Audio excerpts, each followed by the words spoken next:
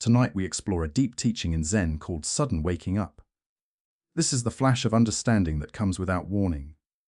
The moment when something shifts, revealing the deep, steady peace that has been waiting for you all along. Before we begin, feel free to share what time it is and where you are listening from. We often imagine that understanding comes slowly, built piece by piece over many years. And sometimes it does, but Zen also speaks of another kind of seeing, a sudden opening like a window thrown wide on a spring morning. One moment the view is hidden, the next moment it is simply there. This is not something we can force or schedule. It cannot be reached through effort alone, though effort may prepare the ground. Sudden waking up arrives in its own time, often when we have stopped grasping for it. It comes in ordinary moments while we are washing rice or watching rain or walking a familiar path. Tonight we will explore this teaching through stories and thoughts. We will meet people who discovered that the door they had been pushing against was never locked. It only needed a gentle touch to swing open. As we begin, let your body settle wherever you are resting. There is nothing you need to figure out, nothing you need to achieve. Simply listen and let these teachings find their way in. Take a slow breath and let us begin. A fruit falls suddenly from the tree. One moment it hangs from the branch, the next moment it lies on the ground. If we only see the falling, it looks instant, almost random. But the ripening that made it possible took months. Sun and rain and the slow work of seasons, all building toward that single moment of letting go. Sudden waking up works in a similar way. The moment of seeing may arrive in a flash, but something has been preparing us all along. Years of living, of struggling, of paying attention in our own way. We cannot see this preparation while it is happening. We only recognize it afterward when we look back and understand that nothing was wasted. This creates a beautiful mystery. We must make an effort, yet effort alone cannot bring waking up. We must practice, yet practice does not promise results. The fruit cannot ripen without the tree doing its work.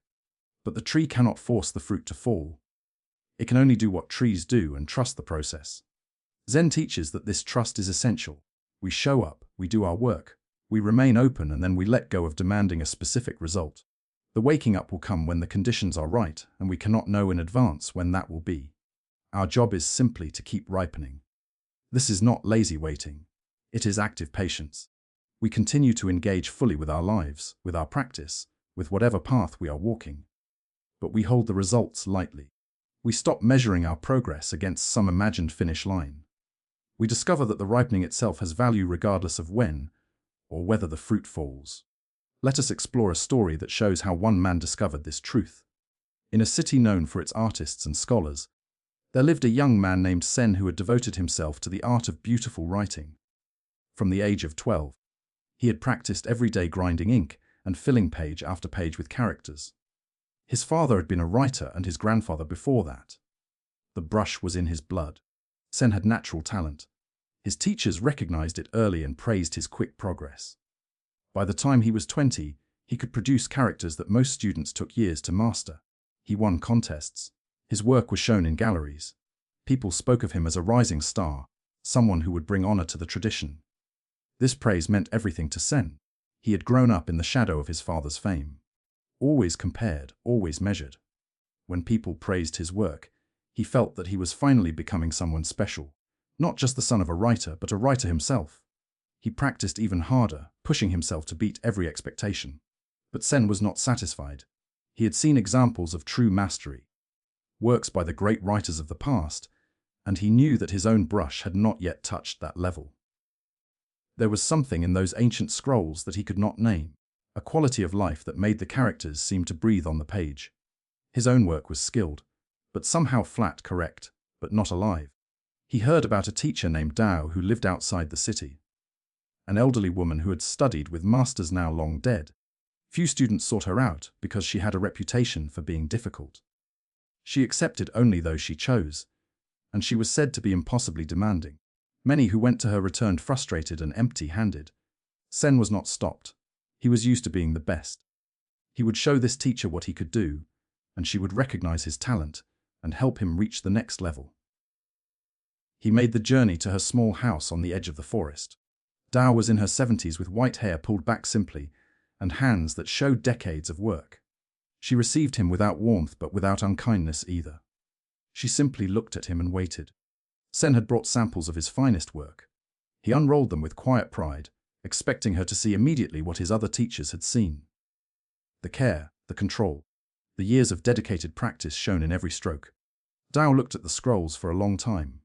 Then she rolled them up and handed them back. "Not yet," she said. Zen waited for more criticism he could learn from, specific guidance he could follow.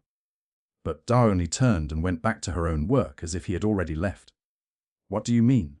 Zen asked, trying to keep the frustration from his voice. "What is missing? Tell me what to fix and I will fix it." Dao did not look up from her brush. "If I could tell you, you would not need to learn it. Come back when you have something different to show me." Zen returned to the city, embarrassed and confused. He had never been sent away so completely. He threw himself into practice with new energy, trying to discover what Dao had seen that was missing. He experimented with different methods, different styles, different ways. After 6 months, he returned with new work. Dao looked at it. "Not yet." Zen wanted to argue, to demand an explanation, but something in the old woman's calm certainty stopped him. He went away again. This pattern continued for years. Zen would work non-stop, produce what he believed was his finest effort, make the journey to Dao's house, and receive the same 2 words. "Not yet." Sometimes she would keep him for tea and speak about ordinary things, about the weather or the birds she had seen that morning. Sometimes she would send him away immediately, but she never explained what she was waiting for, never gave him guidance he could follow. The 5th year was the hardest. Zen had created a series of characters that he was certain represented a breakthrough. He had worked on them for months, fixing every stroke until they seemed perfect to his eye. He made the journey to Dao's house with real hope for the first time in years. She looked at his work for less than a minute. "Not yet." Something broke in Zen that day. He shouted at her, demanded an explanation, accused her of playing games with him. Dao listened without expression. When he was finished, she simply said, "Come back when you have something different to show me." He did not visit her for almost 2 years after that. He told himself he was done with her impossible standards. He returned to teaching, to accepting jobs, to the ordinary life of a working writer. But the work felt empty now. He could not unsee what he had glimpsed in those old master scrolls. He could not be satisfied with just being okay when he had tasted the possibility of something more. Eventually, he returned to Dao. She received him as if no time had passed. She looked at his new work. Not yet. Other writers in the city thought Zen was wasting his time. His early promise seemed to have stopped. He no longer won contests or received jobs. He had become consumed by this impossible quest to satisfy a teacher who could not be satisfied. But something was happening in Zen that he could not see clearly himself. The constant rejection was wearing away at something in him. Not his skill, which continued to develop, but something else. His need to be recognized. His certainty that he knew what good work looked like. His pride in being the talented one, the special one, the one who succeeded where others failed. In his 35th year, Zen made his usual journey to Dao's house. It was autumn and the leaves were falling from the trees along the path. He had been visiting her for 15 years now. 15 years of not yet. He no longer brought his work with the same expectation he once had. He barely expected anything at all anymore. He had not slept well the night before. He had been working on a single character for weeks, trying change after change, and nothing felt right. He was tired in a way that went deeper than his body. Tired of striving. Tired of failing. Tired of the whole endless effort of trying to become something he apparently could not become. He unrolled his latest work for Dao. It was not his best. He knew he had brought it anyway because he no longer knew what his best was. The ideas of good and bad that had once seemed so clear had blurred into uncertainty. Dao looked at the scroll. She looked at it for a long time, longer than usual. Zen waited, expecting the familiar words, but Dao did not say not yet. Instead, she said, "What happened?" Zen did not understand the question. "What do you mean?" "This is different, something has changed." "What happened?" Zen thought about it. Nothing had happened really. He had simply grown tired. He had stopped trying so hard to impress her, stopped trying to produce something worthy, stopped caring so much about the result. He had just made the character because making characters was what he did. There was no ambition in it, no hope, just the brush and the ink and the movement of his hand. "I gave up," he said finally. "I stopped trying to make it good. I just made it." Dao nodded slowly. Yes, I can see that. This is the first honest work you have shown me in 15 years. Zen felt something crack open in his chest. All those years of effort. And what Dao had been waiting for was for him to stop trying. I do not understand. He said, you rejected my best work for 15 years, and now you accept this which I made without even caring. Dao set down her brush and looked at him directly. Your best work was not your best work. It was your most effortful work. It was full of your wanting to be good, your wanting to be recognized, your wanting to be the talented one. The characters were correct, but they were not alive. They were performances, not expressions. She pointed to the scroll in front of her. This is different. This came through you, not from you. When you stopped trying to prove something, the brush could finally move freely. The character could finally breathe. Zen looked at his work with new eyes. It was true that something was different about it. The strokes had a quality he could not have achieved through effort. They were looser, more natural, more alive. Not because he had tried to make them that way, but because he had stopped trying to make them any particular way at all. 15 years, he said quietly. You made me wait 15 years for this. I did not make you wait. You were not ready. All your talent, all your practice, all your skill, these were necessary. But they were not enough. You had to use up your ambition before you could discover what lay beneath it. You had to fail at becoming a great writer before you could simply be one. Zen stayed with Dao for several more months after that day. But the teaching was different now. She no longer rejected his work. Instead, they worked side by side, two writers making characters, and she would occasionally point out when the old habits crept back in, when he started trying to be good again instead of simply being present. When he finally returned to the city, Zen's work had changed. Other writers noticed it immediately. There was something in his characters now that had not been there before. That quality of life he had admired in the old masters. People asked him what had happened, what technique he had learned, what secret Tao had shared with him. Zen found it difficult to explain. She taught me to give up, he would say, and people would laugh, thinking he was joking. But he was not joking. The secret was not a technique. It was a surrender. All his years of practice had been necessary, but waking up had come only when he stopped grasping for it.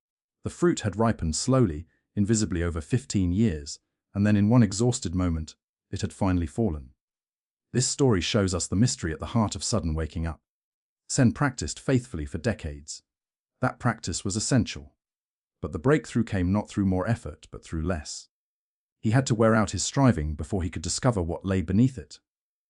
Zen speaks of this as the relationship between effort and grace. We cannot skip the effort, the years of practice, the dedication, the showing up day after day. All of this matters, but we also cannot force the result. At some point, we have to let go and allow something else to take over. The Buddha himself followed this pattern. He spent years in intense practice, pushing himself to extremes of discipline and denial. And then, exhausted and near death, he let go of all his striving. It was in that letting go that waking up found him. The effort had been necessary, but it was the release that opened the door. This is difficult for us to accept.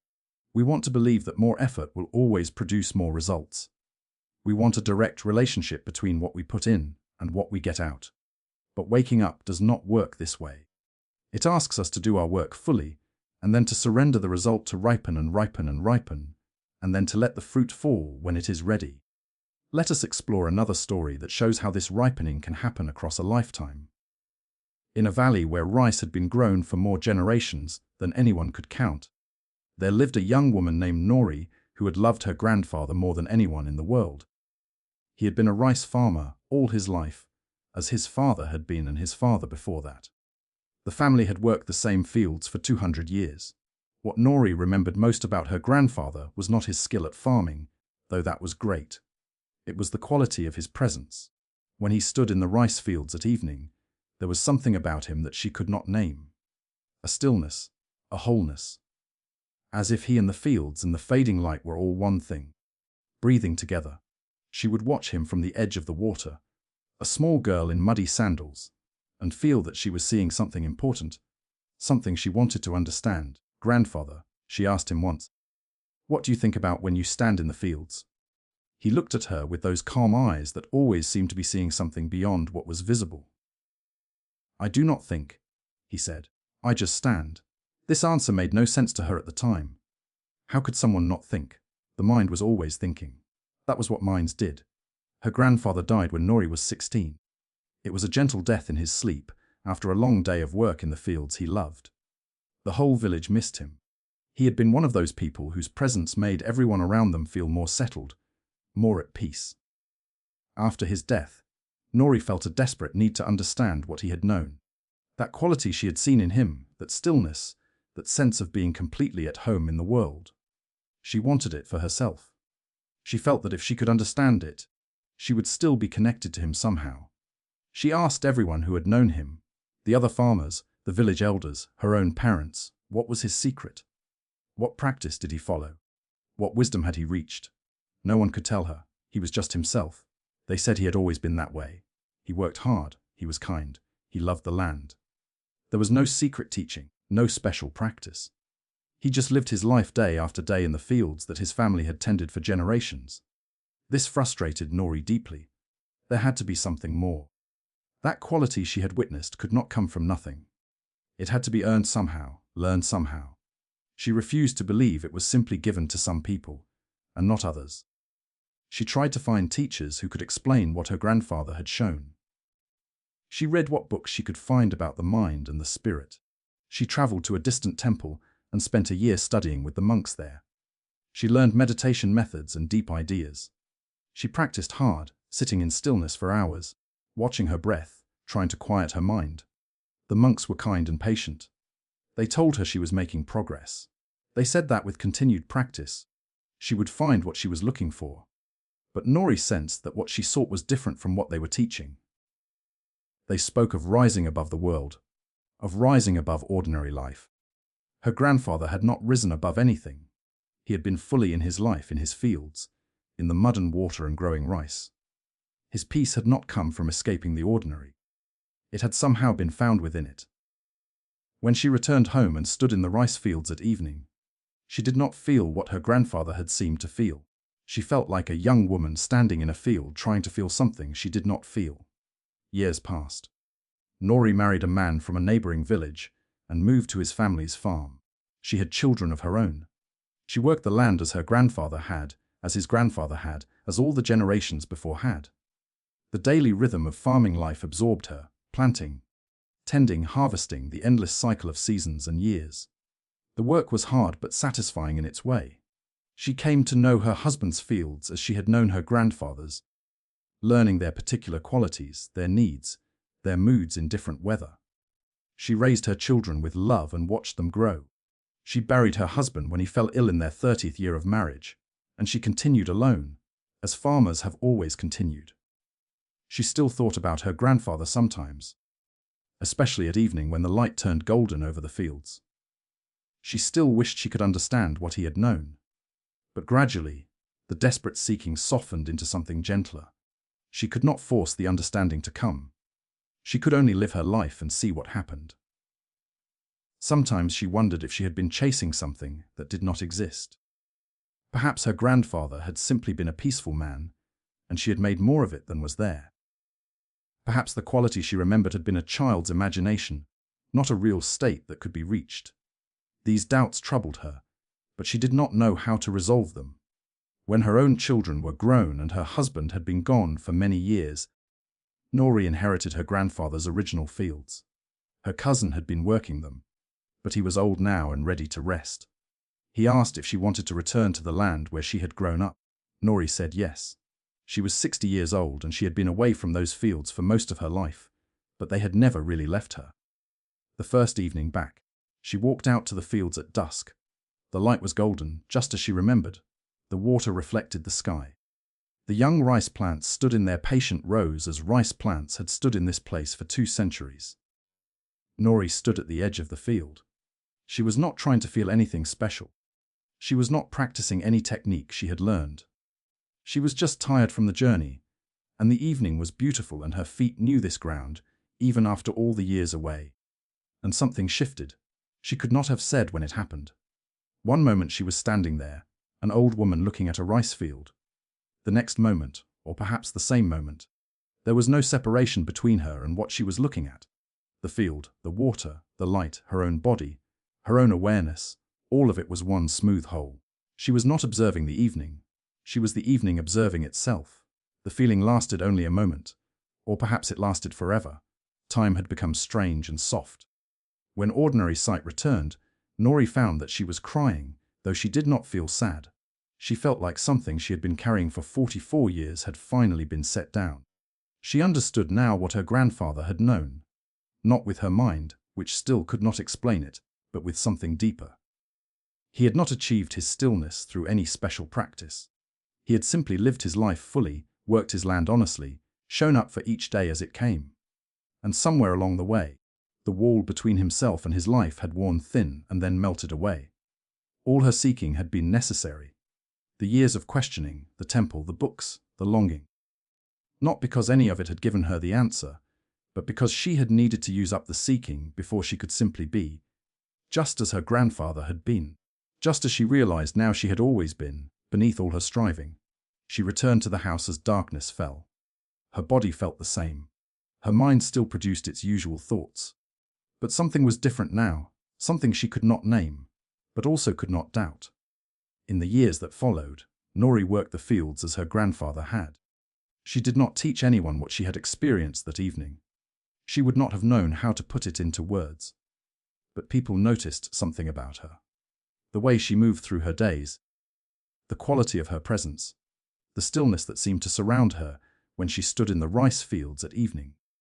Her grandchildren would watch her from the edge of the water, just as she had watched her grandfather so many years ago. And sometimes they would ask her, "Grandmother, what do you think about when you stand in the fields?" Nori would look at them with calm eyes and give the same answer her grandfather had given her. The answer that made no sense until it suddenly made all the sense in the world. "I do not think. I just stand." Both Zen and Nori ripened over many years before their moment of waking up arrived. Zen's ripening happened through dedicated practice and the slow using up of his ambition. Nori's ripening happened through a lifetime of living, of working, of carrying a question she could not answer. In both cases, the waking up itself came suddenly. A moment when something shifted, and they saw what they had not been able to see before. But that moment was made possible by everything that came before it. The fruit fell suddenly, but it fell because it had ripened. Buddhism teaches that we cannot skip the ripening. We cannot jump straight to waking up through some clever shortcut. We must live our lives, do our work, walk our path. The years of effort are not obstacles to waking up. They are the ground from which waking up grows. But we must also hold our effort lightly. If we grasp too tightly at the goal, we prevent it from arriving. The fruit does not fall faster because we stare at it impatiently. It falls when it is ready in its own time according to its own nature. This is perhaps the deepest teaching about sudden waking up. It comes suddenly, but we cannot make it come. It requires our participation, but we cannot control it. We do our part and then we trust. We ripen and we wait. And when the moment finally arrives, we discover that we were always ready. We just could not see it until we could. Let your breath settle now. Feel the weight of your body resting where it is. You are ripening too in ways you cannot see. Trust the process and let yourself rest. We often imagine that waking up happens in special places on mountaintops covered in mist in ancient temples where incense burns. In the presence of great teachers who speak words of power. We think that if we could only find the right setting, the right circumstances, the right moment, then insight would finally come. But Zen points us in a different direction. The great masters did not wake up in extraordinary circumstances. They awoke while sweeping floors, cooking rice, walking down dusty roads. They discovered that the ordinary is not separate from the sacred. The sacred is hidden within the ordinary, waiting to be noticed. This teaching can be difficult to accept. We want our waking up to be dramatic, special, worthy of the change we hope for. But the truth is simpler and stranger. The doorway we seek is not somewhere else. It is right here in this moment in whatever we happen to be doing. Washing dishes can be a doorway. Folding laundry can be a doorway. Any act performed with full presence can crack open the wall between our small selves and something larger. The Buddha taught that enlightenment is available in every moment. Not just in moments of meditation or prayer, but in all moments. The challenge is not to find the special moment, but to recognize that every moment is special. Or rather that the categories of special and ordinary disappear when we are truly present. Tonight, as we explore this teaching, let yourself consider the ordinary activities of your own life, the tasks you perform without thinking, the routines you move through automatically.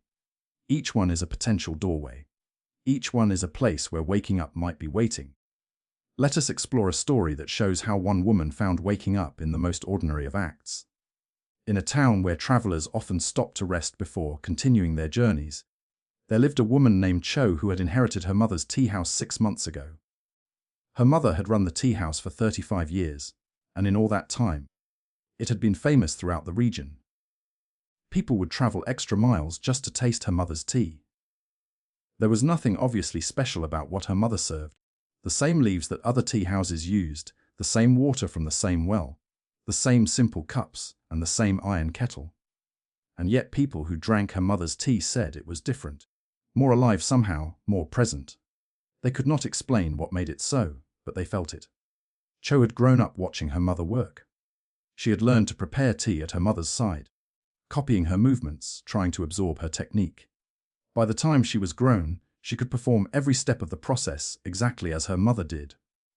The precise temperature of the water, the exact amount of leaves, the particular way of pouring that her mother had developed over decades. When her mother died peacefully in her sleep after a long illness, Cho took over the tea house.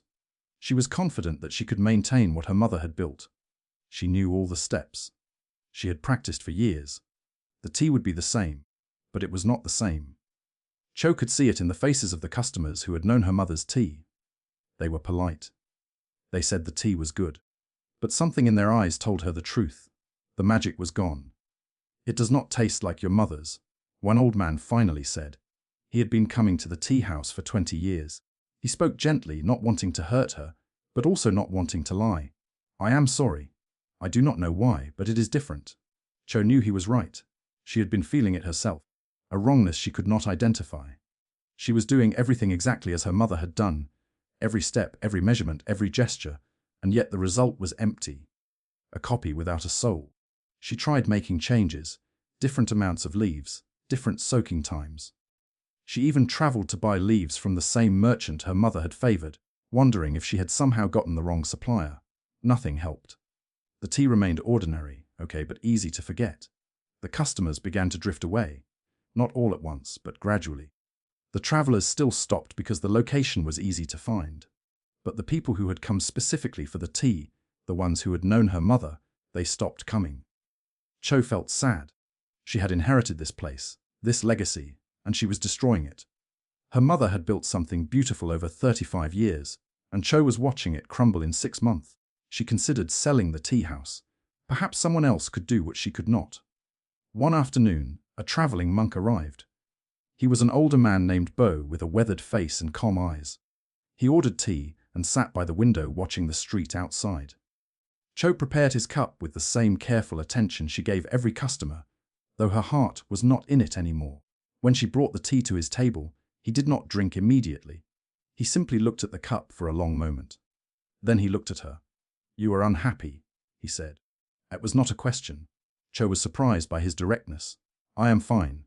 "You are not fine. I can see it in how you move. You carry something heavy." Perhaps it was the kindness in his voice. Perhaps it was the exhaustion of pretending. Cho found herself sitting down across from him and telling him everything. Her mother's death. The tea that was not the same. The customers who had stopped coming. Her feeling that she had failed at the one thing her mother had left her. Bo listened without interrupting. When she was finished, he asked, "When you make tea, what are you thinking about?" Cho considered the question. "I think about getting it right, about doing it the way my mother did, about whether this cup will be good enough." "So you are thinking about your mother, about the past, about judgment?" "I suppose so. Yes." Boo nodded slowly. "And when you watched your mother make tea, what did she seem to be thinking about?" Cho tried to remember. Her mother at the kettle. Her mother pouring water over leaves. Her mother's hands so steady and unhurried. What had she been thinking about? "I do not know," Cho admitted. "She just seemed present, like there was nothing else in the world except what she was doing." "Yes," Bo said. "That is the difference." He picked up his cup and held it, but still did not drink. "You are trying to make tea like your mother. But your mother was not trying to make tea like anyone. She was just making tea, fully present with the water, the leaves, the cup. Not thinking about the past or the future. Not comparing herself to anyone. Just here doing this one thing completely. Cho felt something shift in her chest, though she could not have said what. But I am doing the same steps, the same process. The steps are not the tea. The process is not the tea. The tea is made by whoever is present while making it. Your mother was present. You are somewhere else worrying about whether you are good enough, whether you are doing it right, whether you can live up to her memory. You are not here, and the tea knows it. Bo finally took a sip. He paused, considering. This tea is made by someone who is afraid, someone who is trying too hard. That is what I taste. He said it gently without judgment. But the words struck Cho like a bell. He was right. She had been so focused on copying her mother that she had never simply been present with what she was doing. She had been making tea with her mind in the past, in comparison, in fear. She had never just made tea. Bo returned the next day and the day after that. He never asked for anything special. He simply ordered tea and sat by the window. Sometimes he watched Cho work. Sometimes he looked out at the street. He rarely spoke, but his presence had a quality of attention that made Cho aware of herself in a new way. She began to notice when her mind wandered to comparison. When she started thinking about her mother, about the customers, about whether this cup would be good enough. Each time she noticed, she tried to come back. Just this water, just this cup, just this moment of pouring. It was harder than she expected. Her mind wanted to wander. It wanted to judge and compare and worry. But slowly, with practice, she began to find moments of simple presence. Moments when there was just the steam rising, just her hands on the kettle, just the sound of water meeting leaves. One afternoon, several weeks after Bo had first arrived, Cho was preparing tea for a customer. She had slept poorly the night before, and her mind was too tired for its usual worrying. She went through the steps without thinking about them, without comparing, without hoping or fearing. She was just tired, and so she just made tea. She brought the cup to the customer, an old woman she did not recognize. The woman took a sip and paused. Then she looked up at Cho with an expression of surprise. "This is wonderful," she said. "This is like the tea I had here years ago when the old woman was still alive." Cho felt something open in her chest. She thanked the customer and returned to her work, but her hands were trembling slightly. Something had happened. Something had shifted that evening. She told Bo what the customer had said. He smiled, the first real smile she had seen from him. "You got out of your own way," he said. "You stopped trying to be your mother and just made tea. The tea you made was yours, but it was also your mother's because she taught you the same thing I am telling you. Only she taught it through years of watching rather than through words. She was not performing tea. She was just present with it. And today for a moment so were you. But I was only present because I was too tired to think," Cho said. "How do I do it again when I am not exhausted? Practice. Notice when you leave the present moment. Notice when you start comparing or worrying or trying to be someone else, and then come back again and again. Come back. It will not always be perfect. Some days you will be distracted and the tea will be ordinary. But you have tasted now what is possible. You know the door is there. You just have to keep walking through it." Bo left the next morning, continuing on whatever journey he was taking. Chu never saw him again. But she did not need to. He had shown her something she could not unsee. The tea she had been trying to make was not found in techniques or steps. It was found in presence, in being here fully with whatever she was doing. The tea house slowly rebuilt its reputation. Not exactly as it had been in her mother's time, but in its own way. People began to say that Cho's tea had something special, though they could not explain what. She did not try to explain it either. She just made tea, present with the water, present with the leaves, present with the moment. And somehow that presence was what people tasted in their cups. This story shows us how waking up can come through the most ordinary activities. Cho was not meditating on a mountain. She was making tea in a small shop, something she had done thousands of times before. But when she finally stopped trying to be someone else, when she finally became present with what she was doing, something shifted. The ordinary act became a doorway. Zen teaches that any activity can be a practice. It does not matter what we are doing. What matters is how we are doing it. When we bring full attention to the present moment, when we stop dividing ourselves between what we are doing and what we think we should be doing, the line between ordinary and sacred disappears. The Buddha spoke of mindfulness as a foundation of the path. But mindfulness is not something we add to our lives like another task on the list. It is a quality of presence we can bring to everything we already do. The dishes are still dishes. The tea is still tea. But we are different with them. We are here. And that presence transforms everything. Let us explore another story that reveals more of this teaching. In a region where great buildings were made from stone, there lived a stonecutter named Wei, who had practiced his trade for over 30 years. His hands knew the grain of rock the way a farmer's hands know soil. He could look at a block of stone and see where it wanted to break, where its hidden cracks lay, where it would give to the chisel, and where it would resist. When Wei was young, the work had been a joy. Each day brought the satisfaction of shaping something solid and lasting. The buildings he helped create would stand for generations. His hands were part of something larger than himself. But now Wei was 53 years old, and the joy had faded. His shoulders ached constantly. His fingers cramped around the chisel. The younger stone cutters worked faster, struck harder, produced more. He watched them and saw his own youth, and the watching made him feel old. He had begun to dread the work that had once fulfilled him. Each morning he woke to the same routine, the same stones, the same endless chipping away. He counted the years until he could stop. 5 more years, maybe 10, until his hands gave out completely, or he had saved enough to rest. The number felt impossibly large. Working beside him was an old stone cutter named One, who had been at the trade even longer than Wei. One was 68 now, his hair white, his face deeply lined. By any measure, he should have been slower than Wei, weaker, more worn out. But there was something different about how One worked. He did not seem to be suffering through his days. He moved with a kind of ease that Wei could not understand. One afternoon, Wei's frustration spilled over. They were working on a large block together, shaping it for a temple wall. Wei's arms burned. His back screamed. And One just kept working beside him, steady and calm, as if cutting stone was the most natural thing in the world. "How do you bear it?" Wei asked, his voice harsh with exhaustion. "Day after day, year after year. This endless work that wears us down to nothing. How do you not go mad?" One set down his chisel and looked at Wei with something like kindness. "You are suffering." "Of course I am suffering. We break our bodies against rock until we cannot break any more. That is the life of a stone cutter.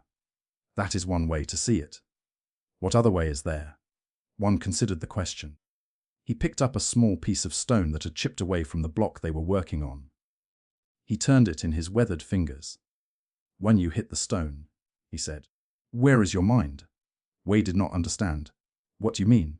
"My mind is on the work. Is it? Or is your mind on your aching shoulders? On the years you have left to endure? On the young men who work faster than you? On the past when the work was easier? Or the future when you hope it will end?" Wei was silent. One had described exactly where his mind spent most of its time. "The stone does not care about any of that." One continued. "The stone is only here. This moment, this hit. When you bring your chisel down, the stone meets you where you are. If you are here fully present, the hit is clean. If you are somewhere else, worrying or remembering or wishing, the hit is divided. You work against yourself, but the pain is real. The exhaustion is real. Yes, I feel pain too. My body is older than yours and complains louder. But there is a difference between pain that is here and suffering that we add to it. The pain is in this moment. The suffering is made of all the moments we pile on top of it. The years behind, the years ahead, the comparisons and judgments. That is what exhausts us, not the stone." Wei wanted to argue, but something in One's words rang true. He did spend most of his time somewhere other than where he was in the past, when he was young and strong, in the future, when he imagined rest. Rarely here in this moment, with this stone. "Watch," One said. He picked up his chisel and placed it against the block. "I am not going to show you a technique. I am going to show you a way of being." He raised his hammer and brought it down. The hit was nothing special to watch. An old man hitting a chisel, same as any stone cutter. But there was something in how he did it. A quality of attention, of wholeness, as if that single hit was the only thing in the world and it was enough. "Know you," One said. Wei raised his own hammer. He tried to clear his mind of everything except the stone in front of him.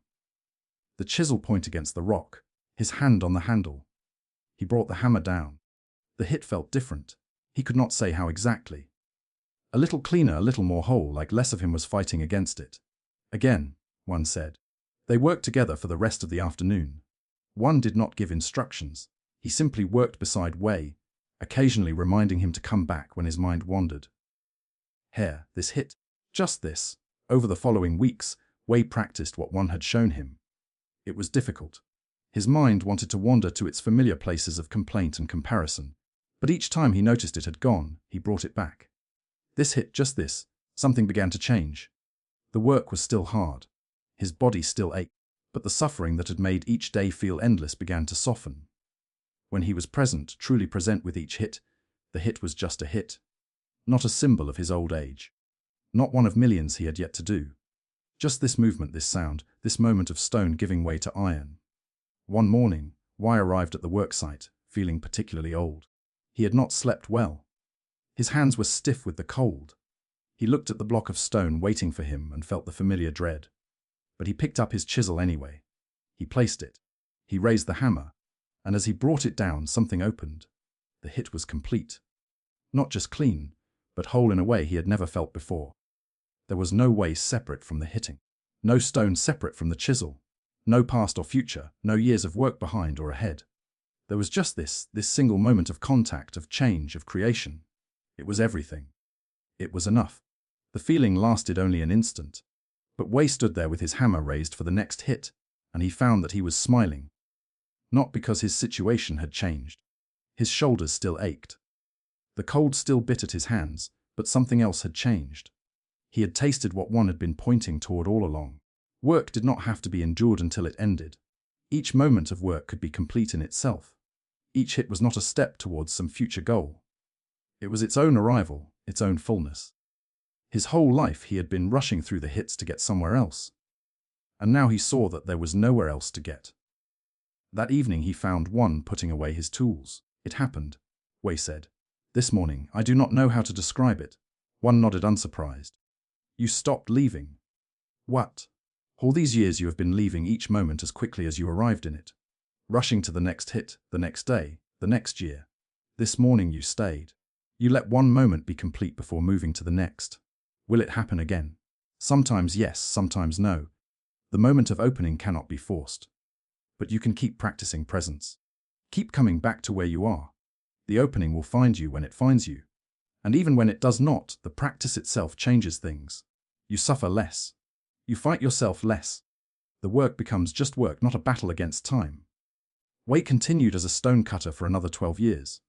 His body continued to age, to slow, to complain. But something was different now. He no longer dreaded the days.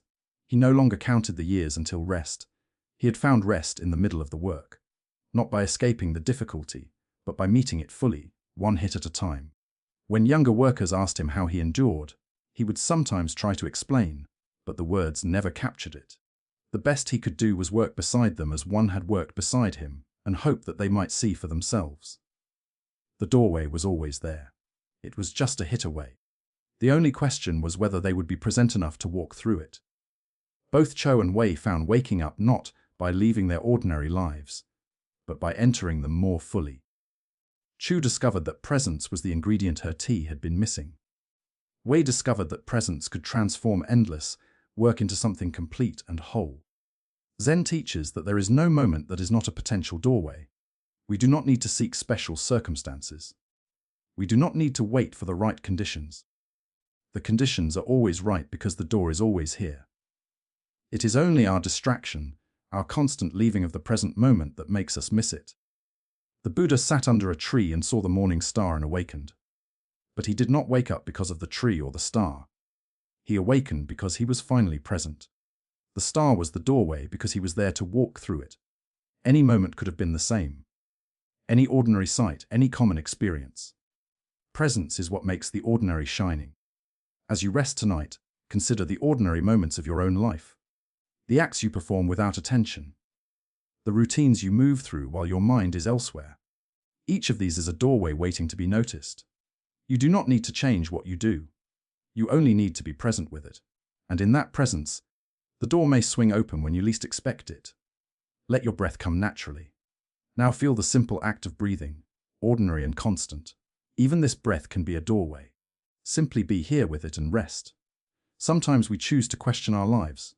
We read something that opens our minds, or we meet a teacher who points us in a new direction.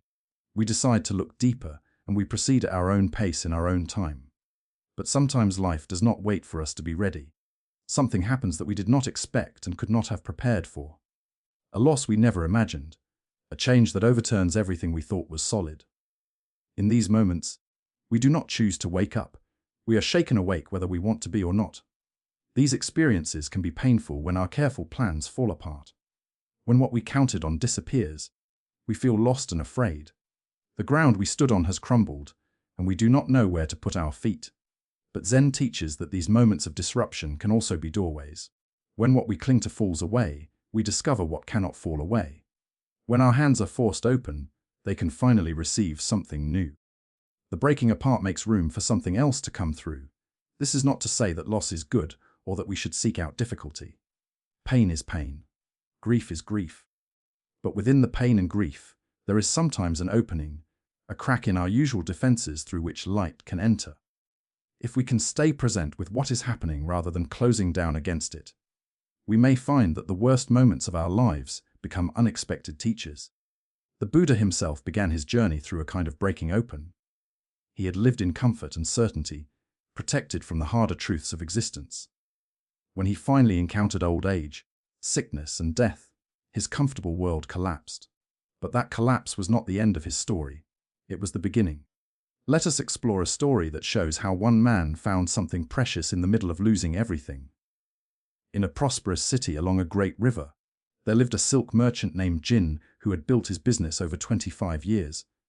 He had started as a young man with nothing but ambition and a willingness to work. He had traveled to distant villages to find the finest silk. He had built relationships with weavers and dyers. He had earned a reputation for quality that brought customers from far away. By the time he was 50, Jin had everything he had worked for: a large warehouse filled with silk of every color, a comfortable home, respect in his community. He had married a woman he loved, raised 3 children who were now grown and starting their own lives. When he walked through the market, people nodded to him with admiration. He had made something of himself. Jin took pride in what he had built. Not stuck-up pride, but the quiet satisfaction of a man who had set out to do something and done it. His life made sense to him. He understood where he had come from and where he was going. The future stretched out before him, comfortable and secure. The flood came in autumn during the season of heavy rains. The river had flooded before, but never like this. The water rose higher than anyone could remember, higher than the marks on the old walls that recorded floods from generations past. It came in the night while the city slept. Jin woke to the sound of shouting. By the time he reached his warehouse, the water was already chest deep inside. He waded through the dark, trying to save what he could, but the silk was ruined. Water and silk do not forgive each other. Rolls that had been worth fortunes were now worthless rags. He worked through the night with his workers, pulling what little could be saved to higher ground. But by morning, he could see the truth. His warehouse was destroyed. His goods were gone. 25 years of building swept away in a single night. The days that followed were a blur. Jin went through the motions of saving what was left and checking the damage. But his mind could not grasp what had happened. He kept expecting to wake up and find it had been a dream. But each morning he woke to the same mud-filled streets, the same ruined warehouse, the same emptiness where his life's work had been. His wife tried to comfort him. His children came to help with the cleanup. Friends offered what support they could, but Jin felt strangely distant from all of it. He nodded and thanked people and did what needed to be done, but inside he felt empty. Something had broken that he did not know how to fix. A few weeks after the flood, when the waters had gone down and the city was beginning to rebuild, Jin found himself walking along the riverbank at evening. He did not know why he had come here. The river that had destroyed everything flowed past, calm now, almost peaceful. It did not seem to know or care what it had done. An old ferryman named Shan was tying up his boat for the night. Jin had seen him before, had probably ridden in his boat at some point over the years. Shan was one of those people who had always been there. Part of the background of the city, noticed and unnoticed at the same time. Shan looked up as Jin approached. "You are the silk merchant." "I was the silk merchant," Jin replied. The sadness in his own voice surprised him. Shan nodded slowly, his weathered hands working the ropes with practiced ease. The river took much from many people. It took everything from me. Everything I spent my life building. Yes, the river does that sometimes. Shan finished with his ropes and straightened up, looking out at the water. I have carried people across this river for 40 years. I have seen many floods, many losses. Jean did not know why he was standing here talking to a ferryman. He should be home planning how to rebuild, figuring out what to do next. But he could not seem to make himself move. "How do you bear it?" he asked. "Watching people lose everything. Knowing the river could take your boat, your living, your life at any moment." Sean considered the question. He did not answer immediately, which Jin appreciated. Too many people had been giving him quick answers, easy comforts that felt empty. "The river takes many things," Sean finally said. "But tell me, what did it leave?" Jin felt annoyed. What kind of question was that? The river had left nothing. Mud and ruin and the shell of what used to be his life. But Shan waited, and something in his patient silence made Jin actually consider the question instead of dismissing it. What had the river left? His wife was alive. His children were safe. His own body tired and heartsick but still breathing. His mind still working even through the fog of grief. "It left me, I suppose," Jin said slowly. "My family, we survived. And what else?" Jin did not understand. What else was there? His business was gone. His wealth was gone. His future as he had imagined it was gone. Shan seemed to see his confusion. "You are standing here watching the river. You are breathing. You are aware of the water, the sky, the evening coming on. This awareness that watches, that knows you are here. Did the river take that?" "No," Jin admitted. "But what good is awareness when everything it was aware of is gone?" "That is a good question. I wondered the same thing. Many years ago." Shan sat down on a wooden post by the dock and gestured for Jin to join him. "I was not always a ferryman. I was a builder. I built fine houses for wealthy people. I was proud of my work. And then there was a fire and several of the houses I had built burned down. People died. It was not my fault. The fire started elsewhere. But I could not build anymore after that. My hands shook. My confidence was gone. I lost everything in a different way than you. But I lost it." Jin sat down beside him. The anger had faded, replaced by something else, a kind of listening he had not been capable of before. "What happened?" "I spent a long time in sadness. I drank too much. I pushed away everyone who cared about me. I was very good at suffering." Shan smiled slightly at the memory.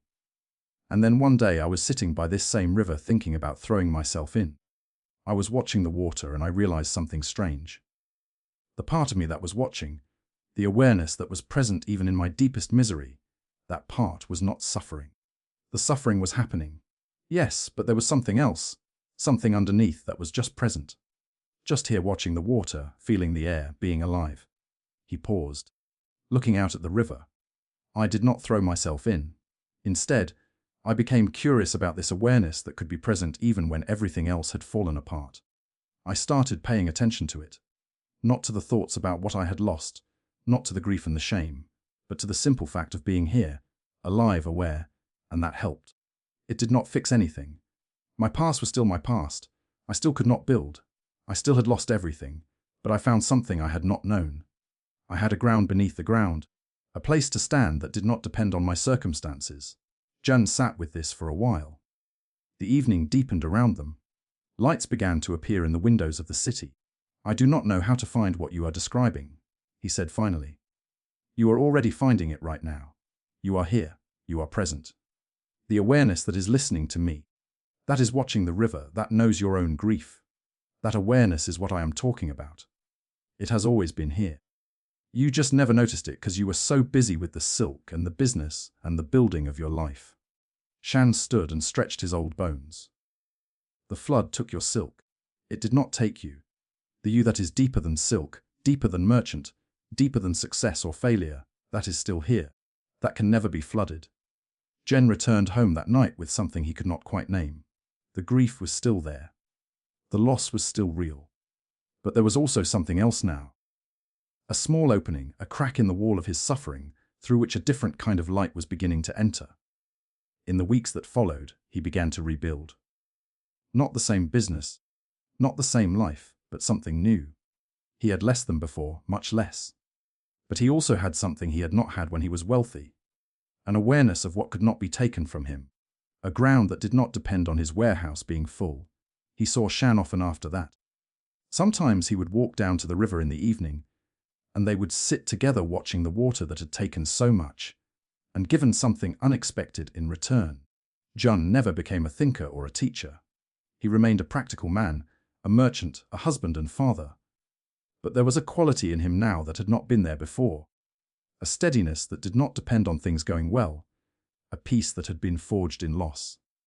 When younger merchants complained to him about their setbacks and difficulties, Jin would listen patiently. And sometimes, if they seemed ready to hear it, he would tell them about the ferryman's question. What did the river leave? That is worth knowing, because whatever is left after everything else is gone, that is what you can truly count on. That is the ground that cannot be flooded. This story shows us how loss can become a doorway. Jin did not choose to have his life destroyed. He did not seek out suffering as a spiritual practice. But when the flood came, it stripped away everything he had built, and in that stripping, something else became visible. The ground beneath the ground. The self beneath the self he had constructed. Zen teaches that we are more than our circumstances, more than our successes and failures, more than the stories we tell about ourselves. But we rarely discover this while things are going well. We are too busy building, achieving, maintaining. It is often only when everything falls apart that we find out what we truly are. This is not a reason to seek out disaster, but it is a reason to look differently at the disasters that find us. Within every loss is a potential revelation. Within every ending is a possible beginning. The question is whether we can stay present enough to receive what is being offered even when what is being offered comes wrapped in pain.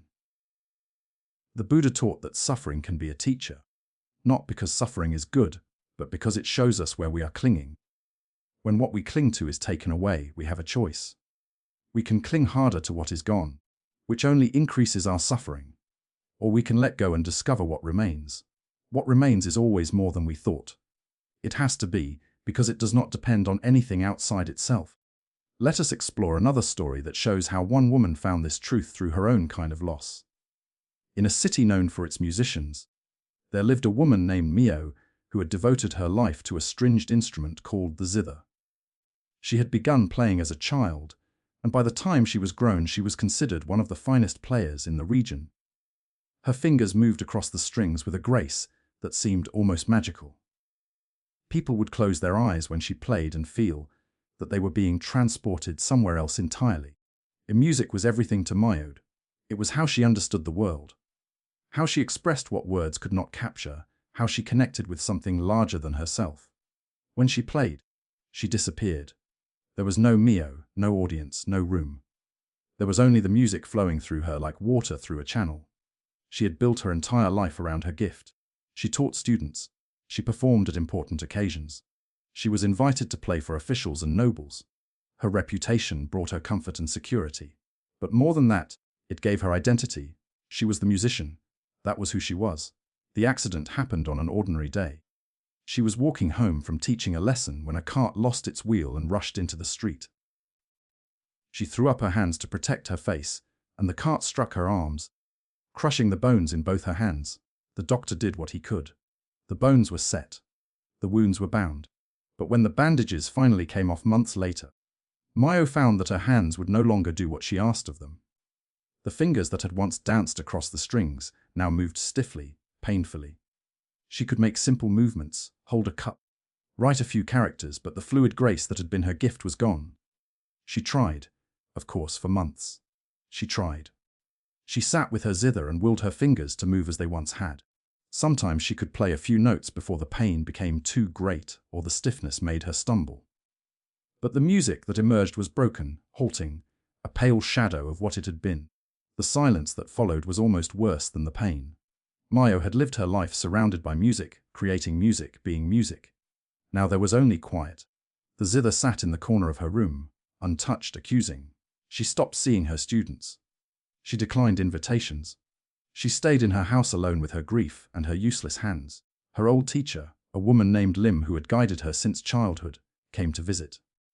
Lim was very old now, her own playing days long behind her. But she had taught many musicians over the decades, and she had seen many kinds of loss. She sat with Myo in the quiet room, looking at the zither in the corner. You have stopped playing, Lim said. I cannot play. My hands do not work anymore. I know. I heard what happened. I am sorry. Mio felt tears rise. She had not cried in weeks. The grief had moved beyond tears into something heavier, more numb. It was everything to me, she said. The music, it was who I was. Without it, I do not know who I am. Lim nodded slowly. You believe the music was in your hands. Where else would it be? Lim did not answer immediately. She looked around the room at the silent instruments, at Mio's bandaged hands resting in her lap. When you played, she said finally. Where did the music come from? Before it reached your fingers, before it moved through your arms, where did it begin? Mio did not understand the question. It came from the strings, from the instrument. No, before that, before you touched the strings, when you were about to play. When the music was forming but had not yet sounded, where was it? Mio tried to remember the moment, before playing, the gathering of something inside her, the music taking shape before her hands began to move. It was in me, I suppose, in my mind or my heart. I do not know how to describe it. Yes, the music was in you. Your hands were only how it came out. The instrument was only how it became sound. But the music itself, the source, that was never in your fingers. But what good is music that cannot come out? What good is a song that cannot be sung? Lim reached over and took Mio's damaged hands gently in her own wrinkled ones. That is what you must discover. I cannot tell you the answer, but I will tell you this. I have known musicians who lost their hands, their hearing, their voices. Some of them were destroyed by the loss. But others found something they did not expect. They found that the music was deeper than they had known, that it did not need an instrument to exist. Mio pulled her hands away, frustrated. That is easy for you to say. You lived your whole life as a musician. You played until you chose to stop. I have been robbed. Yes, you have been robbed. I am not saying the loss is not real. I am saying there may be more than the loss. But you will not find it by hiding in this room, mourning what is gone. Lim left shortly after. Mio sat alone, angry at her teacher's words, but also unable to dismiss them entirely. Where did the music come from? She had never thought about it. The music had simply been there, moving through her, and she had let it out through her hands. Now the pathway was blocked. But was the source gone too? Over the following weeks, something shifted in Mio. She began to listen differently. She would sit in her quiet room and listen to the sounds around her. Birds outside the window, wind in the trees, the distant voices of people passing in the street. She had spent her life making sound. Now she was learning to receive it. And slowly she began to hear something else. Not external sounds, but something internal. A kind of music that had no instrument. It arose in her when she watched the light change on the wall. When she felt the warmth of sun on her skin. When she remembered a melody from long ago and let it play in her mind. This inner music had always been there. She realized it was what she had been translating through her fingers all along. The zither had been a tool, a way of making the invisible audible. But the source was not the tool. The source was in her. It had always been in her. One evening she sat in her room as the sun set. She did not reach for her zither. She simply sat present with the fading light, with her breath, with the quiet, and the music came. Not through her hands, not through strings, not through any instrument at all. It simply arose in her, complete and whole, needing nothing to make it real. She wept then, but not from grief, from recognition. The music had never been in her hands. It had been in her heart, her awareness, her presence with the world. Her hands had been one way of expressing it, but they were not the only way. The music itself could not be touched or broken. In the years that followed, Mio did not perform again. Her hands never recovered enough for that. But she did teach in a different way than before.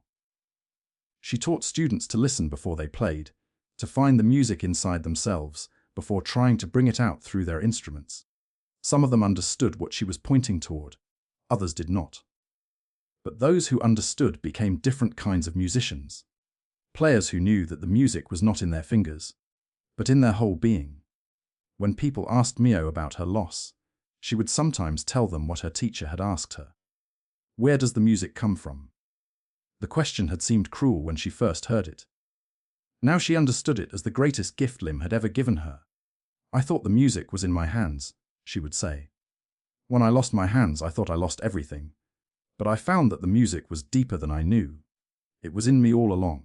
My hands were just how I shared it. But the sharing is not the thing itself. The thing itself cannot be injured. It cannot be taken away. Both Jin and Mio lost what they had built their lives around. Jin lost his business, his wealth, his sense of security. Mio lost her ability to play, her identity as a musician, her way of connecting with the world. These losses were real and painful. We should not make them seem small or pretend they did not matter. But within each loss, there was a discovery. Jin found a ground beneath his circumstances, an awareness that remained even when everything else was gone. Mio found that the music she loved was not dependent on her hands, that it lived in a deeper place that could not be injured. Zen teaches that our true nature is not what we do or what we have. It is something more basic, more unbreakable. But we rarely discover this while we are busy doing and having. It is often only when the doing and having are stripped away that we find out who we really are. This is the strange gift that loss can bring. Not that we should seek it.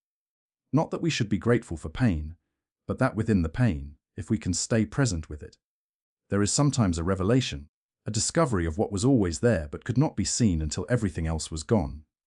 Let yourself breathe gently now. Whatever you have lost, whatever has been taken from you, something remains. Something that cannot be flooded or broken.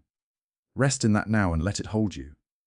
We often imagine that waking up will reveal something extraordinary, hidden knowledge that has been kept from us, mysterious secrets that explain everything, an experience so deep and unusual that our ordinary lives will seem like distant memories. But those who have awakened report something quite different. What they find is not complex but simple, not hidden but obvious, not extraordinary but completely ordinary, seen at last for what it truly is. This can be disappointing at first. We want our seeking to lead somewhere special. We want the years of effort, the longing, the struggle to be rewarded with something worthy of all that work.